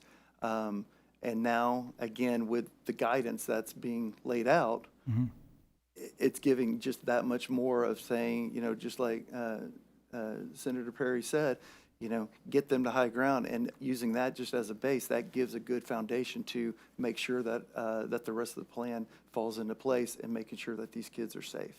Well, your commitment, your decisive action really showed your care for the children. God bless you for that. Mr. Daly, yes. Is there anything you can do as an association with campground owners to kind of, grab best practices among campground folks with their evacuation plans and kind of share that with each other? Yes, we meet regularly, and we have our what we call our members only page, which has a list of emergency things. It lists different evacuation plans of what to do if you have a shooter, a tornado, a fire, a hurricane. There's a lot that we have out there as a resource, and of course now we've added more flood stuff in that, because a lot of our parks are rising water rather than rushing water, but there are some in rushing water. And it's just, we talk about it a lot now in meetings and that. And so we are spreading the word. It will go out when we get some plans finalized. Our lawyers look at them to make sure that you got to tweak it so it's just perfectly right. But we are working on that. And I will say one thing too, is warnings are important, but where I live, I get a blanket warning of 15 counties for flash flood, which that doesn't help me if it's 15 counties. I actually went back and looked at my park on the floodplain, and I'm above the 100-year floodplain, but all the roads leading to my park are underwater on the 100-year floodplain. So that made me think, I got to tell my people, you've got to leave at this time if you want to get out, or we're going to be just one happy family in a little island on the lake. Thank you. Senator Blanco. Thank you, Mr. Chairman. Thank you for your testimony. You know, in the military, we would say that our standard operating procedures were written in blood because there was loss of life or injury. So, just to follow up on Senator Hinojosa's question, and I understand that there's no one-size-fits-all because there's just so many different places, but I guess my question is for Mr. Book from Dishes. What does a state agency base its emergency plan on? Is there a gold standard or some kind of basic place you start from as an agency to say these are the minimum requirements? Yes, sir. For youth camps specifically, we have Texas Administrative Code, our rule. It's can't see it, 265-15K, I believe. And it pretty well lays out what we expect of camp emergency plans. But again, right now it's the camp's responsibility to produce their own plan. And we just verify that it meets those 4 things, that it addresses disaster, serious accident, epidemic, or fatality. Okay. And I guess to those that are in the camps, is that sufficient for you all? Do you all feel comfortable that you have enough guidance or standards to apply to your camps? And speaking for the campgrounds, which is a little different than camps, but we kind of get blended together a little bit. In the bill that is filed, it brings in NFPA 1194, which requires every campground to file a written plan with their emergency coordinator. Now, that plan could cover multiple, depending on where the campground is, but would be the hope that the emergency coordinator would say, no, you need to improve this a little bit, or you need to improve this. And it's kind of like a constantly always evolving plan. Like, I knew I was safe from flooding just because of the elevation and the dam and the lake.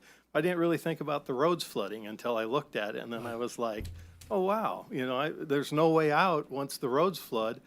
Will that happen? I think the dam will probably break before that happens, but it just made me aware of, hey, I need to really look at a little bit more. So I've kind of tweaked my plan for my park. Thank you. And just a follow-up question to Mr. Book. So these emergency coordinators, what are the training requirements that they have to go through? Well, we don't have emergency coordinators. We have registered sanitarians that verify that the camps meet 86 different inspection criteria. The emergency, the requirement for an emergency plan is just that they have a written plan in place, and we trust that the camps know their camps the best, that they know what it's going to take. Now, one thing that I failed to mention a minute ago after reviewing my notes, those plans are required to include procedures for emergency shelter and for evacuation. So our inspectors are reviewing it to that level to make sure that it hits those points. And your inspectors receive their training from where? Well, they're registered sanitarians. They have to have a bachelor's in science, so many hours of science, and then they have to go through a certification process. But the certification process is like pointed towards sanitation, right? Public health, like clean water and disposal of waste, and we do full retail kitchen inspections when we're at each camp. So that certification from those inspectors is not necessarily emergency response or these type of situations. It's more sanitary and public health? Yes, sir. And honestly, when reviewing SB1, one of the things that we've requested is some actual certified emergency management coordinators for our team. If the expectation is that DSHS starts to approve emergency plans, we're all for it. We're here to help with this situation. Obviously, this is way beyond what we would have ever wanted to happen, right? Because we're here to protect life and prevent people from getting ill, injured, or death. And obviously, this is not what we want to happen. So if the idea is that DSHS needs to start approving emergency plans, then we'll need some emergency management coordinators on our team to do that. Thank you, Mr. Chairman. Thank you. Senator Perry. No, I'm good. Senator Bedcourt.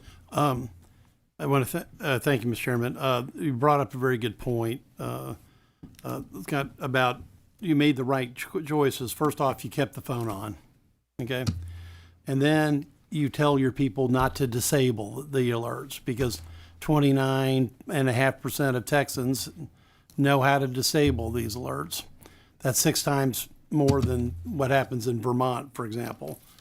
Now, to Senator Swartner's question, you do have some fundamental bandwidth issues, even with these current networks that we're using, that could explain why you effectively browned out, okay, in your area, because there's a system overload. The signal carrier has gone down in your area for some reason. Maybe it was a function of the storm.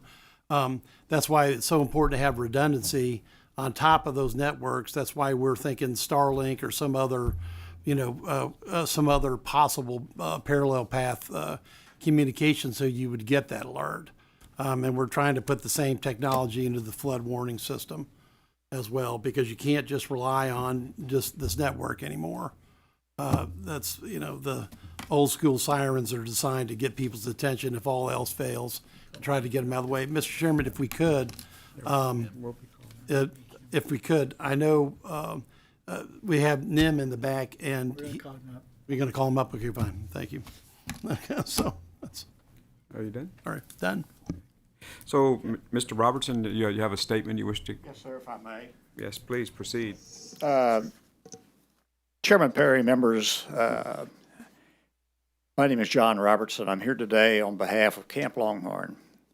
And as I mentioned to Senator Flores, we would like to change our registration from on to support of SB 1.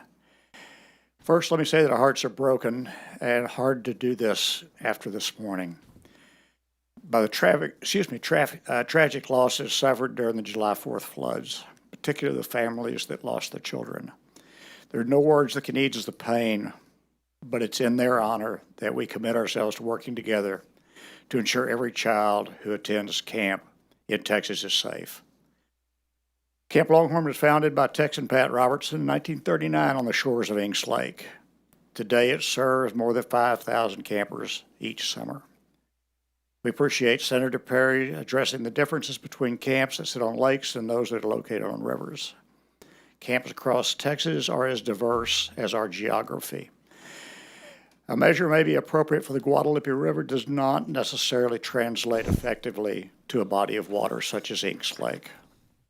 I believe that's what SB 1 is a giant step forward, keeping kids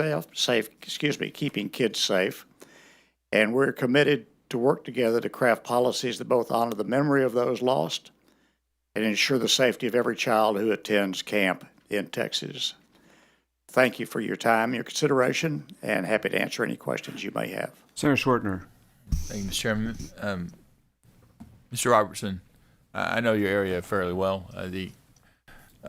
It's right below Buchanan Dam, and LCRA releases water there occasionally, and of course the structural integrity of the dam is.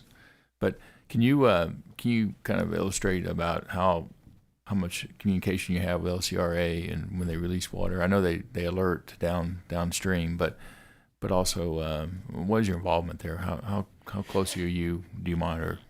Yeah, we stay. Pardon me. Excuse me. Let me finish. We monitor the LCRA.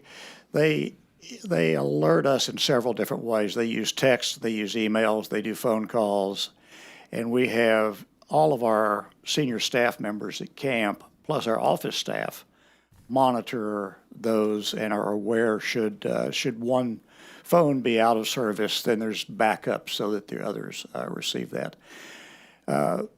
LCRA over the years has become extremely effective at predicting the amount of water that they're going to have coming into Buchanan, and therefore the amount of water that they're going to have to release through the floodgates. Has your camp ever flooded? Oh, yes, From a sir. release? Yes, From sir. a release, yeah. Yeah, oh, yeah.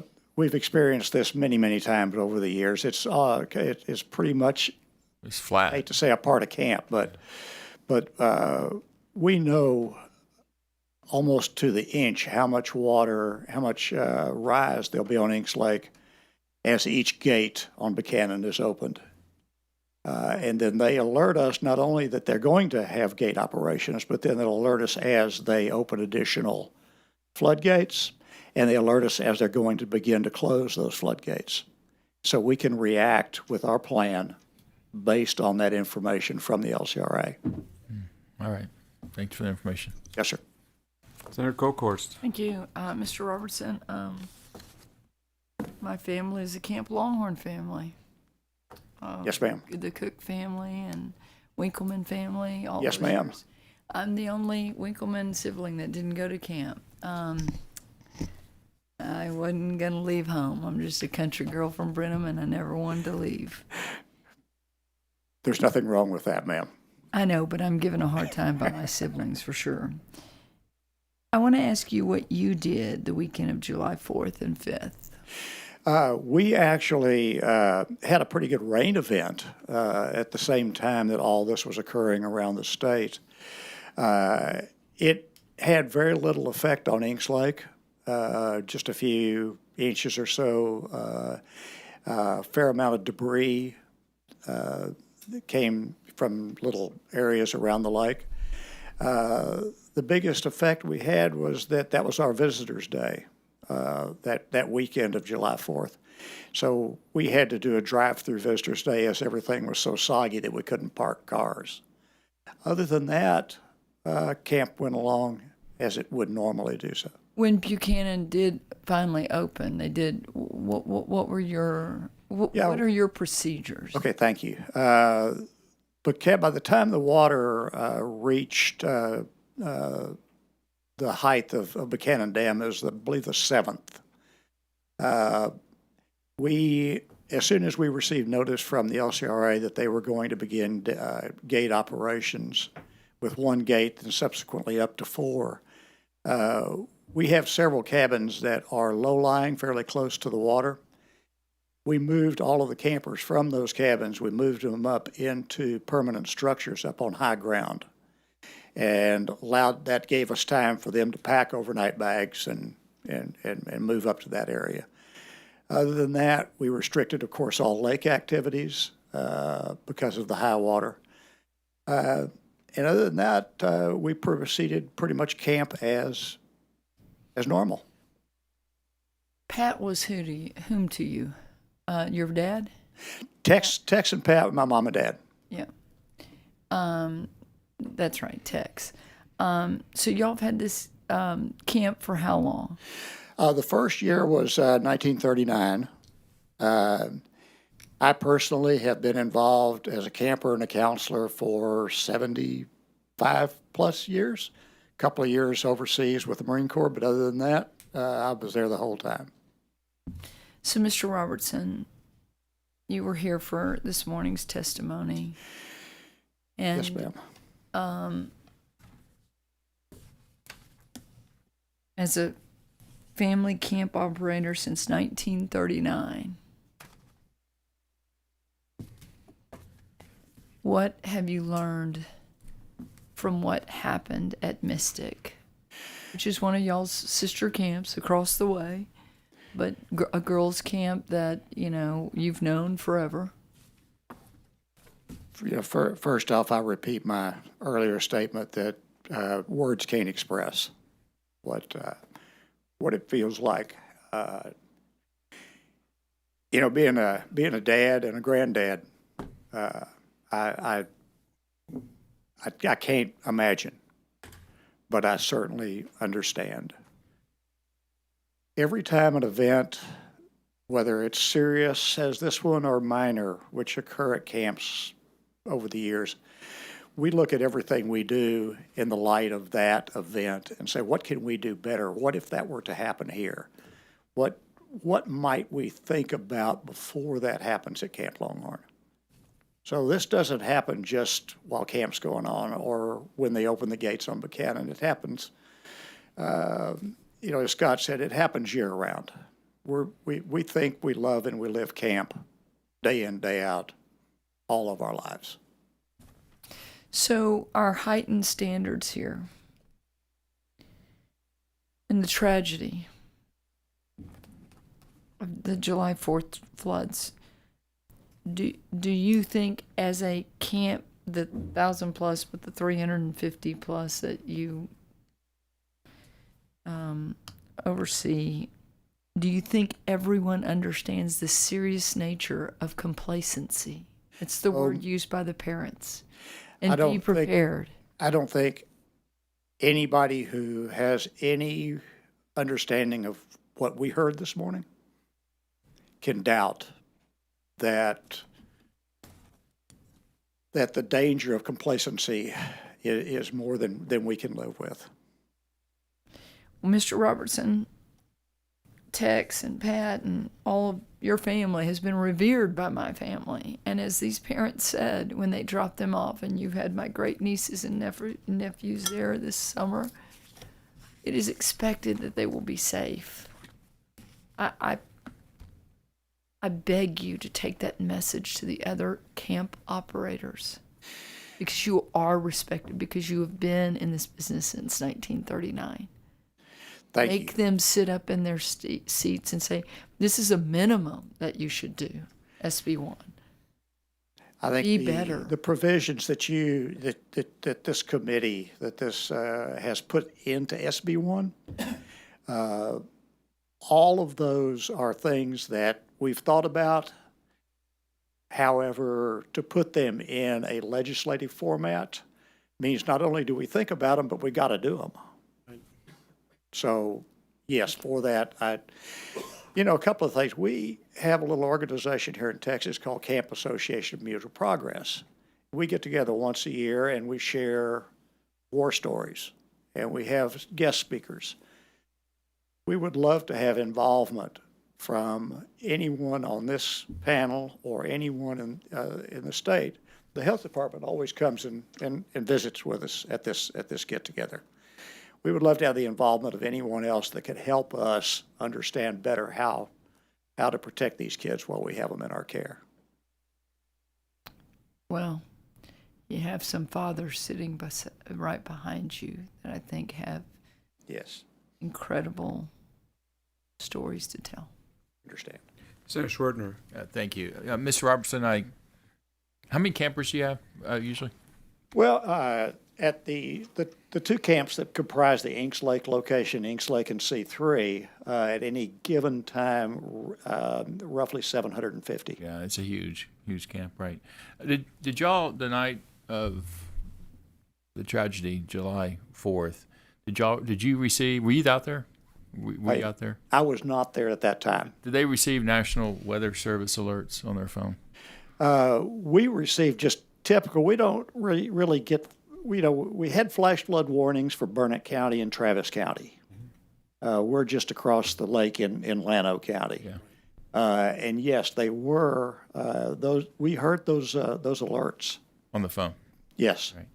And what's the elevation of Camp Longhorn from water level to maximum height? From the water level to the highest point of Camp Longhorn would be Church Mountain, which would be 890 is the lake level, and about another 900 to 1,000 feet. Oh, so it's quite high. I didn't realize you had that much elevation. My niece was actually at your camp during that time. My sister and brother-in-law went and got her the next day, actually. No offense to you. That was fourth term. Yeah, there was probably a lot of those families that were excited to come get their kids that day. But on your association or group that meets, certainly emergency management coordinators would be a good group to absolutely invite and give discussion and input from a expertise standpoint. Thank you. Senator Menendez. Very quick question, Mr. Fineski. You testified that your security guard didn't get a warning, didn't alert anybody, correct? Correct.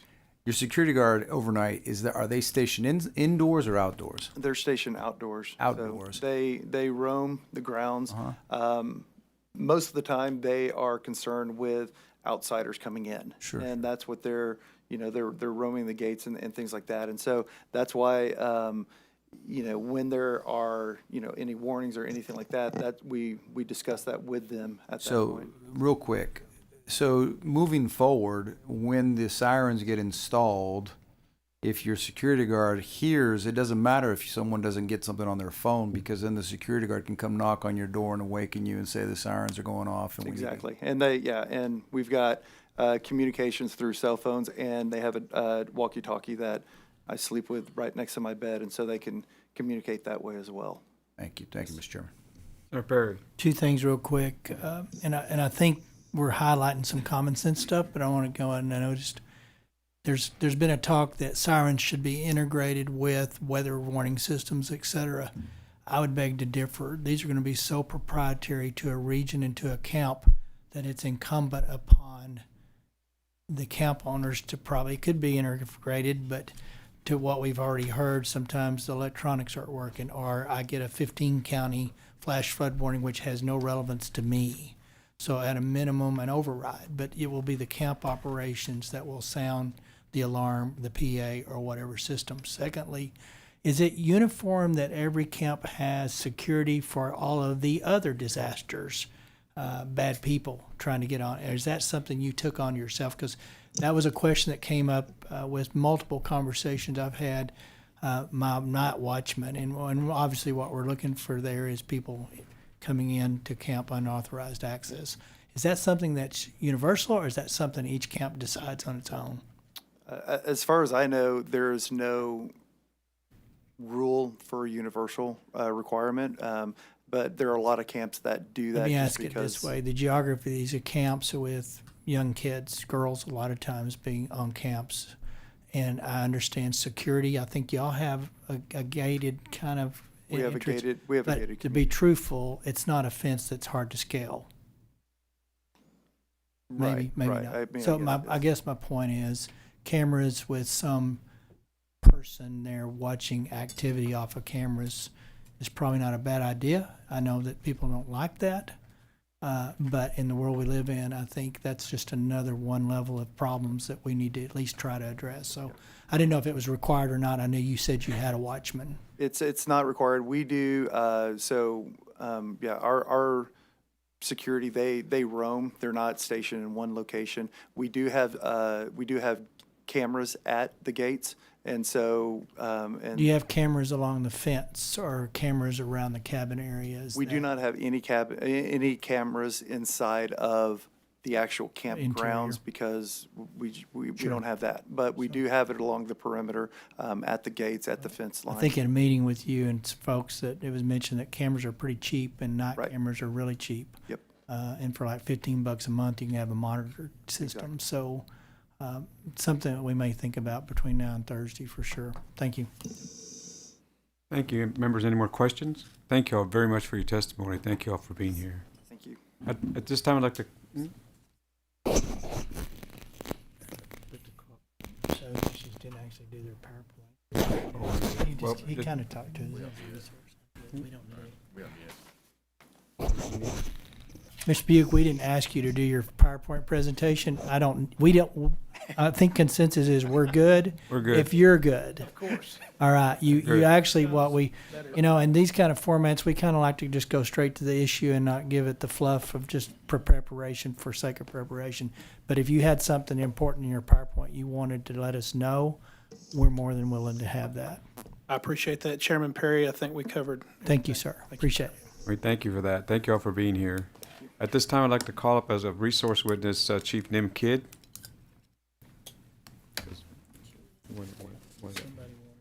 I got a question. Certainly had a question. I just want to do the alerts again.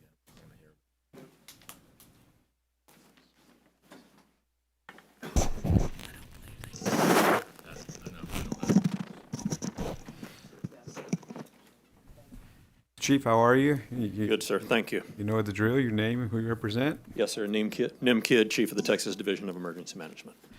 Senator Schwartner. Thank you, Mr. Chairman.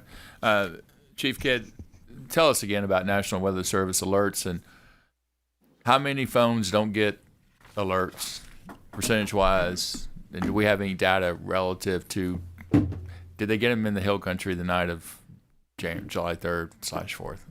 So, thank you, Senator. So, I'll talk a little bit about the way the National Weather Service NOAA weather radios work. They're a VHF-based radio. There's about 7 different channels that broadcast from the National Weather Service offices. You may remember we have 13 National Weather Service offices in the state of Texas, in addition to 3 river forecast centers and the southern region home up in the Metroplex. Each meteorologist in charge and warning meteorologist from the National Weather Service local office has the capability to activate the National Weather Service NOAA weather radios. There is a system that patches that alert together to cell phone providers.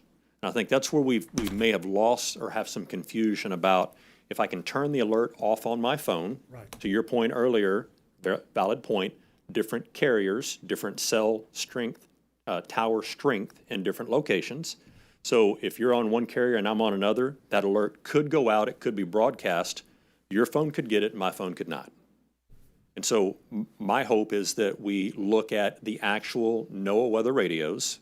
They're $35 at about every grocery store and Home Depot and Lowe's and everything else that you can find. They automatically tune to the most powerful channel in that area. They're plugged into power and they have a battery backup. But that can't be the only tool that we use. It just needs to be one of the tools that we use.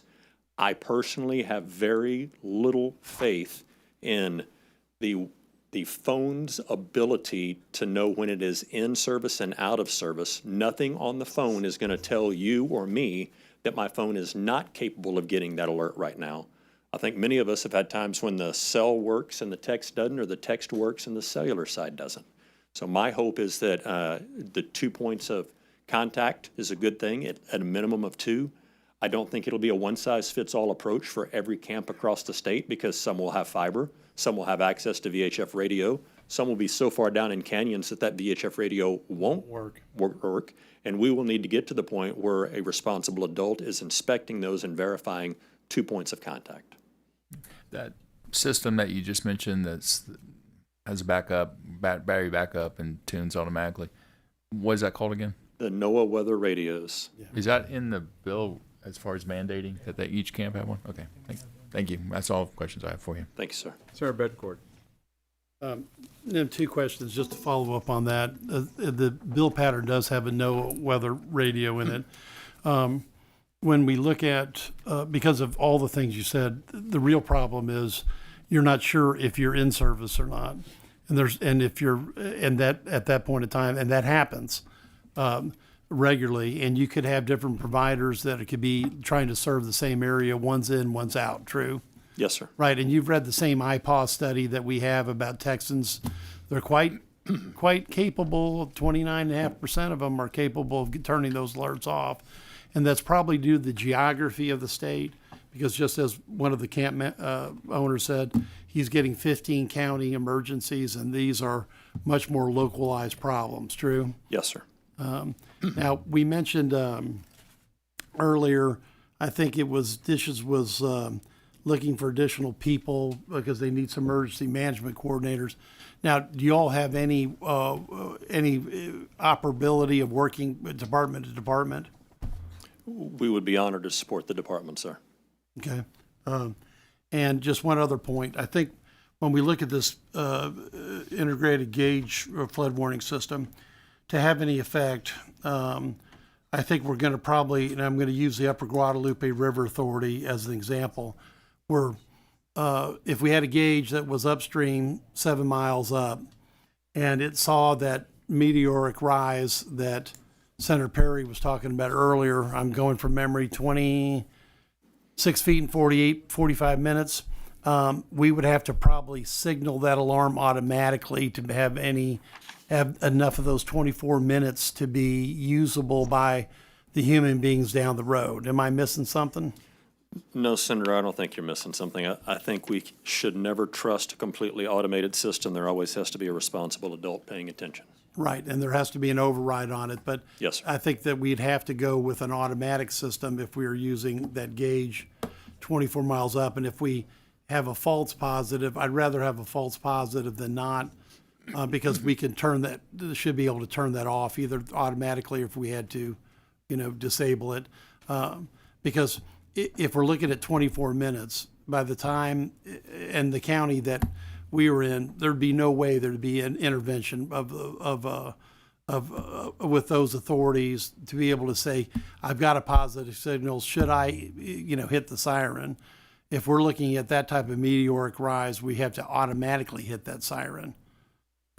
Because, we only had 24 minutes before that wall of water consumed everyone downstream.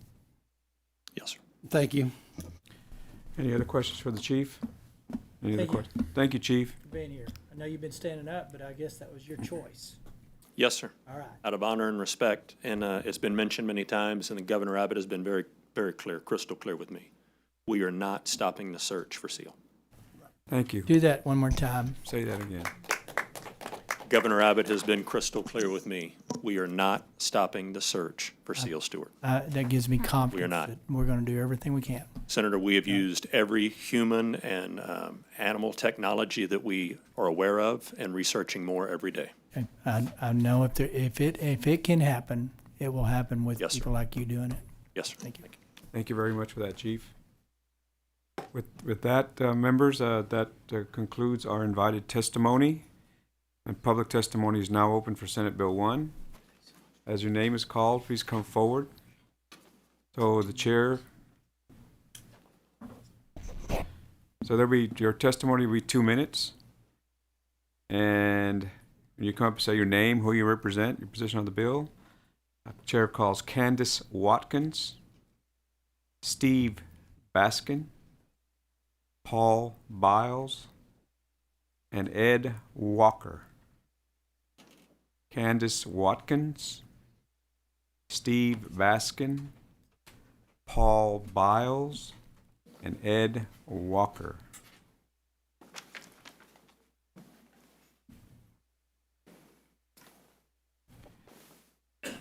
So we begin, am I right, please? And then you state your name, who you represent. You have 2 minutes.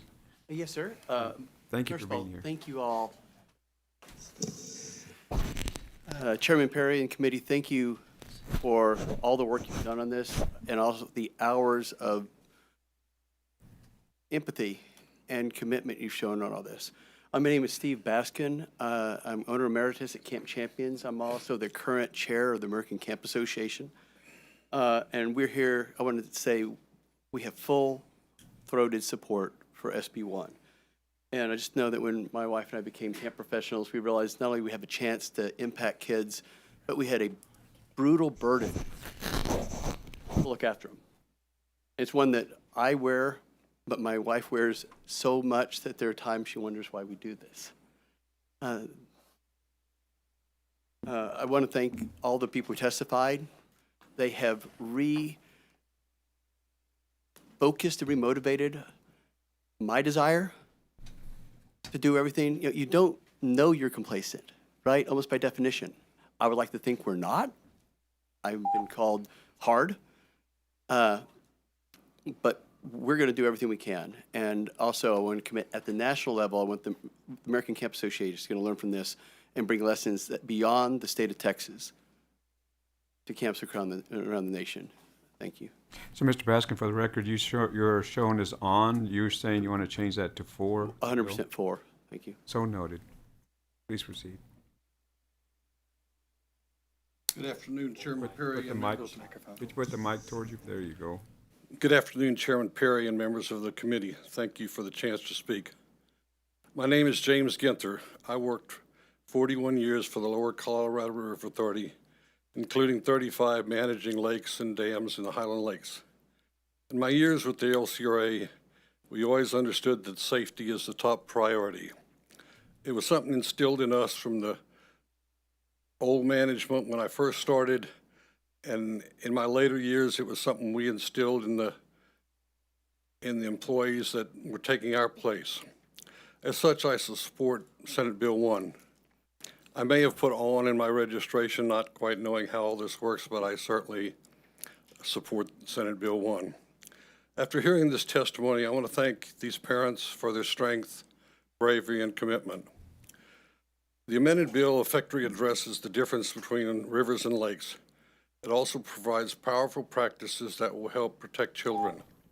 I came today because waterfront safety has been important to me, my family, and my career. I offer myself as a resource if the committee has any questions about rivers or lakes. Thank you. So you wish to change for the record your registers on to for the bill? For the bill, yes, sir. Thank you, so noted. Please proceed. Hi there, my name is Paul Biles. I'm the Executive Director at Teos Camp and Retreat there in District 18, so just down the road from you. And I first want to say when I signed up, it was on, but based off of Senator Perry's comments earlier this morning about some changes y'all have made even since the last, it would be for it. So noted. My concern was, again, back to those camps on the lakes and so forth, but also some wording in regards to providing lists of campers and staff and volunteers on site at the beginning of every session, and just whether that information would be kept private to the emergency management office, or is that going to be public information?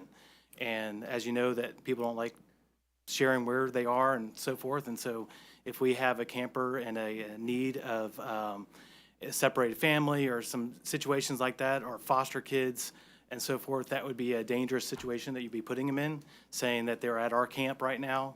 And so I just want to make sure that y'all cover that basis as well. Senator I've got 5 kids myself, and I send them to camp every year. I love it. I get to know the camp. They get to know the counselors. They remember them.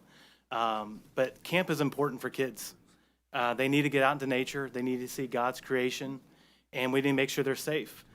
This morning before heading out, it was still dark out. I took my 2 littlest ones outside because right now several planets are aligning with the moon, and you can see them all at the same time. My little son said, "Man, this is the best day ever." And those are the type of moments you see and you hear about at camps, and so it's important to keep them safe. And so I just really appreciate the work y'all are doing, and continue, pushing forward and finding a solution that's going to work for all. Senator Perry? Yeah, I just want to make it clear, there's no requirement to list the campers, any of that. It's just develop a plan that you can find those campers. Gotcha. And identify them and account for them as quick as possible. So I know the language has been changing quite often in the last 3 weeks. So I hope that was never in there. I don't remember it being there, but it wasn't in our bill. Gotcha. At the same time, it is legalese, and so I can appreciate from a layman's eyes. Sometimes it reads different. Exactly. Thank you for that point. Thank you. Please proceed.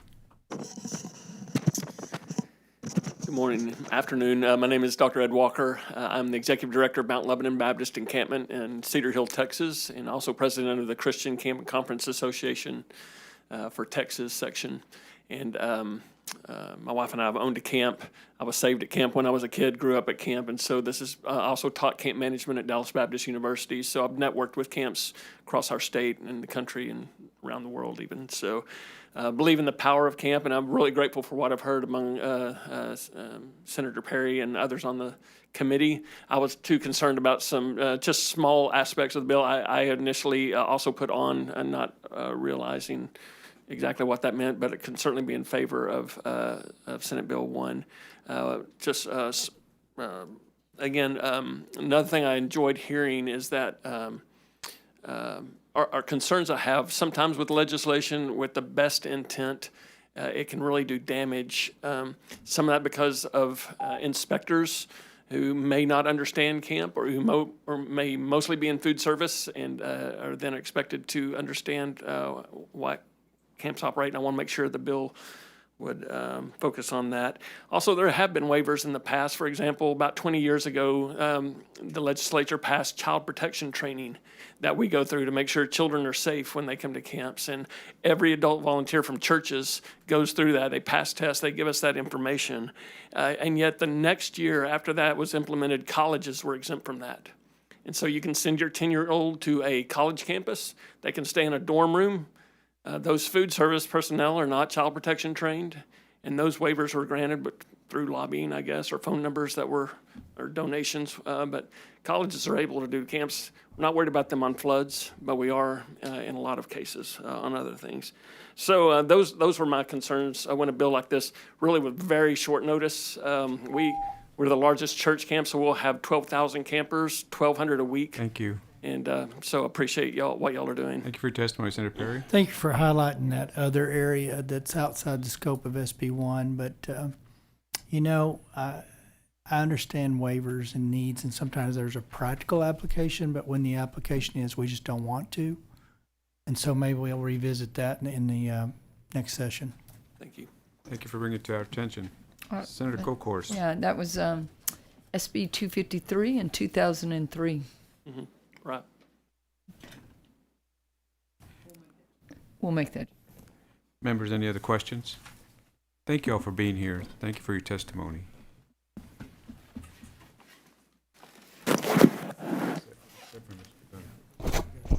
Just three. Chair calls Joe Alarcon, Kenneth Flippin, and Cyrus Reed.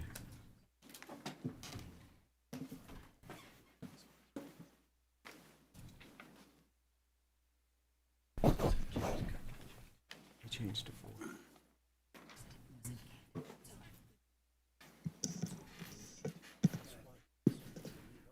Is Candace Watkins still present? Candace.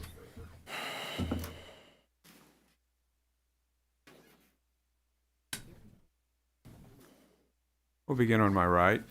Can you state your name, who you represent, position on the bill, and you have 2 minutes. Yes, my name is Joe Alarcon. I am the CEO of Cedar Canyon Camps from Happy, Texas. And thank you for having me.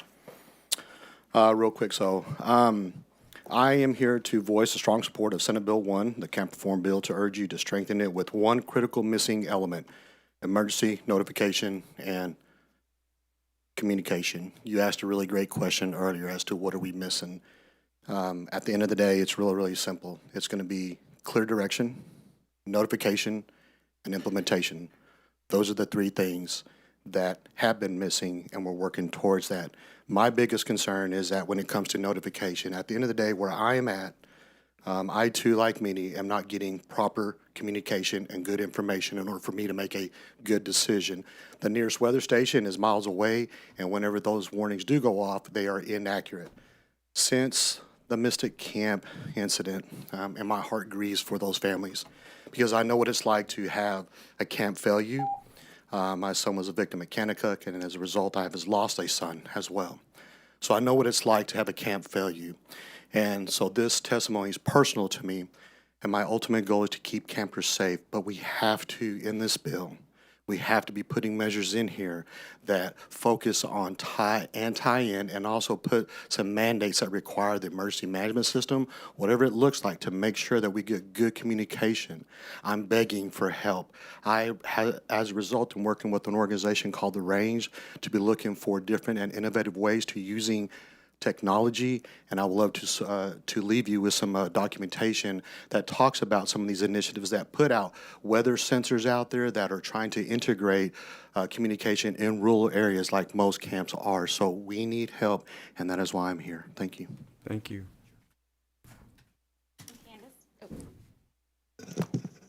Hi, I'm Candace Watkins. Mr. Chair, thank you, and committee, thank you so much. I could just feel the love, and it's greatly appreciated. I'm one of the mothers, Callie, the McCowan family's family friend, and so I'm here as Callie's friend and someone who was blessed to have her daughter, Lenny, as my daughter's best friend and as my bonus daughter. In our home, Lenny wasn't just Blakely's best friend. She was our family. She was our giggle buddy, our joy. Losing her has left a hole in our hearts that will never be filled. Lenny left a lasting mark on my daughter Blakely's life. Every day I see how much she misses her. She asks me like the hardest questions at night before bed.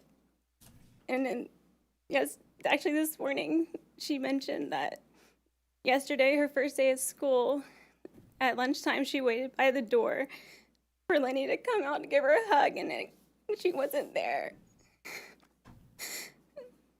The last day they spent together, they were being so silly. They were pretending they were little chefs and just giggling and asking what my order was. And I took pictures and sent them to Callie saying, I'm saving these for their high school graduation slideshow.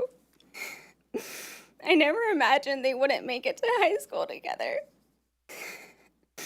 For me, I carry the heartbreak of losing Lenny, who I loved like my own. And for Callie, Michael, Bates, and George, and the whole entire family, it is the unbearable pain and heartbreak of living without her. Blakely also lost 2 other friends that day, a reminder that so many families are grieving the same tragedy. The ripple effect of this loss reaches far and wide. It has changed lives forever. This wasn't just a flood. Floods are inevitable, but the tragic loss of life is a sad reminder of how deeply unprepared we can be. My hope is that these girls' memory moves all of us to act, so no other family has to carry this kind of loss. Thank you. Thank you for your testimony. Thank you for being here. Thank you, Kenneth Flippin with the Texas chapter of the U.S. Green Building Council. We strongly support this bill, and we thank you for it, Senator Perry. I also want to say that as a young person, I went to a Christian youth camp, and it definitely is the reason, or one of the key reasons why I was a circuit preacher at the age of 16, because of the influences at that camp. I want to also thank the families. Advocating for building codes is really boring most of the time, but they do save lives. Codes save complacency, and this bill does that.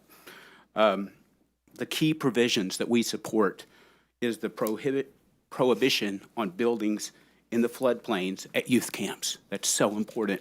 And also the FEMA exemption part. We offered some suggestions. I think your approach is even better to say, it doesn't matter if you got the FEMA exemptions, we're going to apply this. We do have a couple suggestions.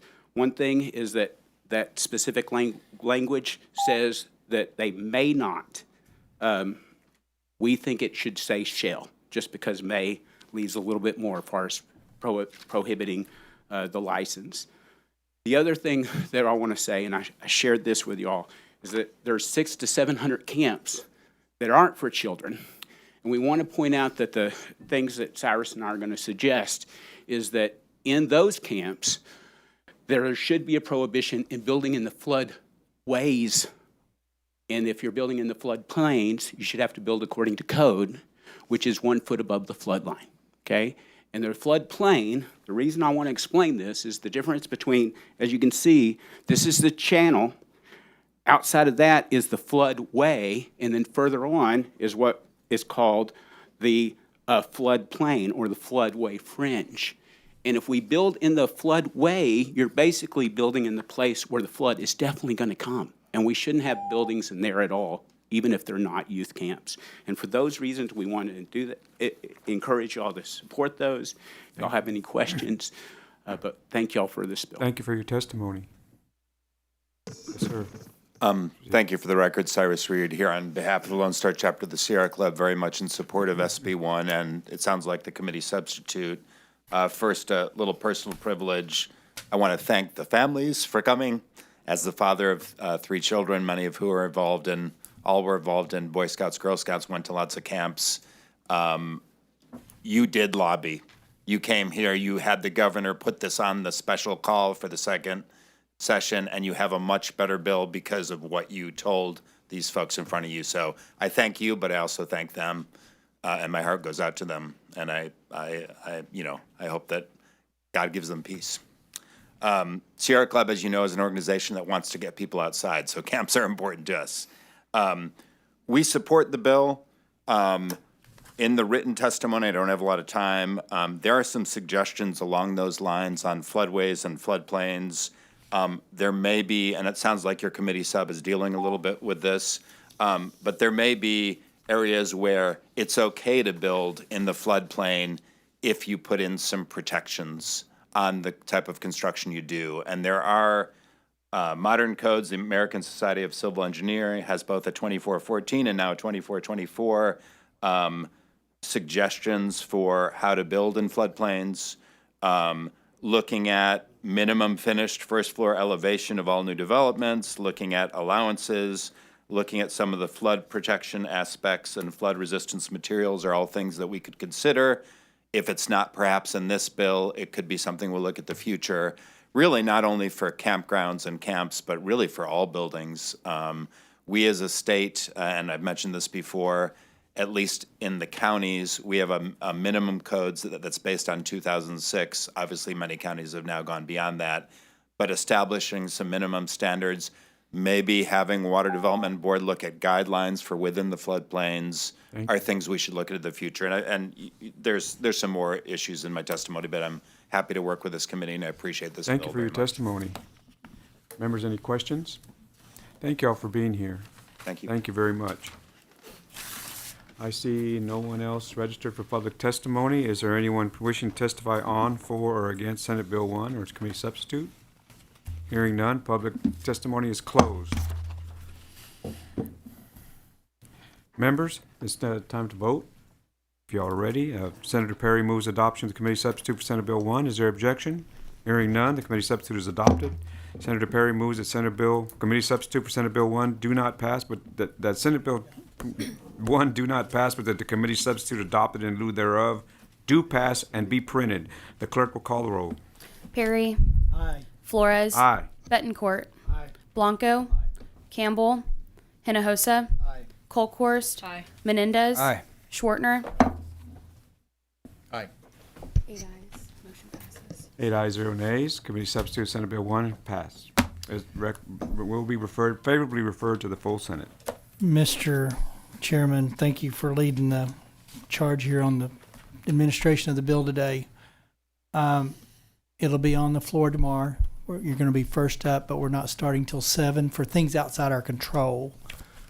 Just kind of FYI, there's some time differences on when bills can be heard, and the bill we got to hear outside of this one can't be heard till 7, so we can't have it earlier, so we would have. That said, I usually open with a prayer on these kind of deals, but we've prayed together as a group. But here's my prayer for you today, if I were to give one. And I know public prayer is a little awkward for some people. I run to it.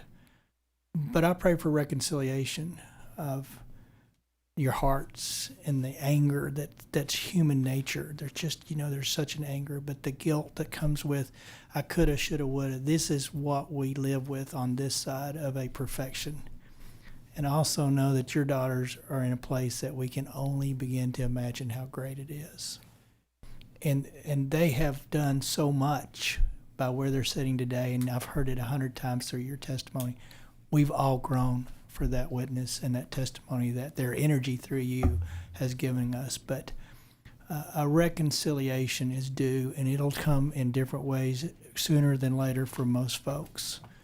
But it's natural to go through grief in that process. So don't run from it, run to it. And when I got nothing left, and it shouldn't be this way, I always turn to the guy that created me, because he promises a better day. So with that in mind, I hope you can leave with comfort and confidence that your goal of doing something that's permanently going to help people going forward has been met, has been achieved. Well done. But also on a personal level, there's not any words that I'm going to tell you or say that's going to fill that heart and that void. But just know that we do, and we will, and we continue to pray for each and every one of you. And still, we heard it from the lead guy today.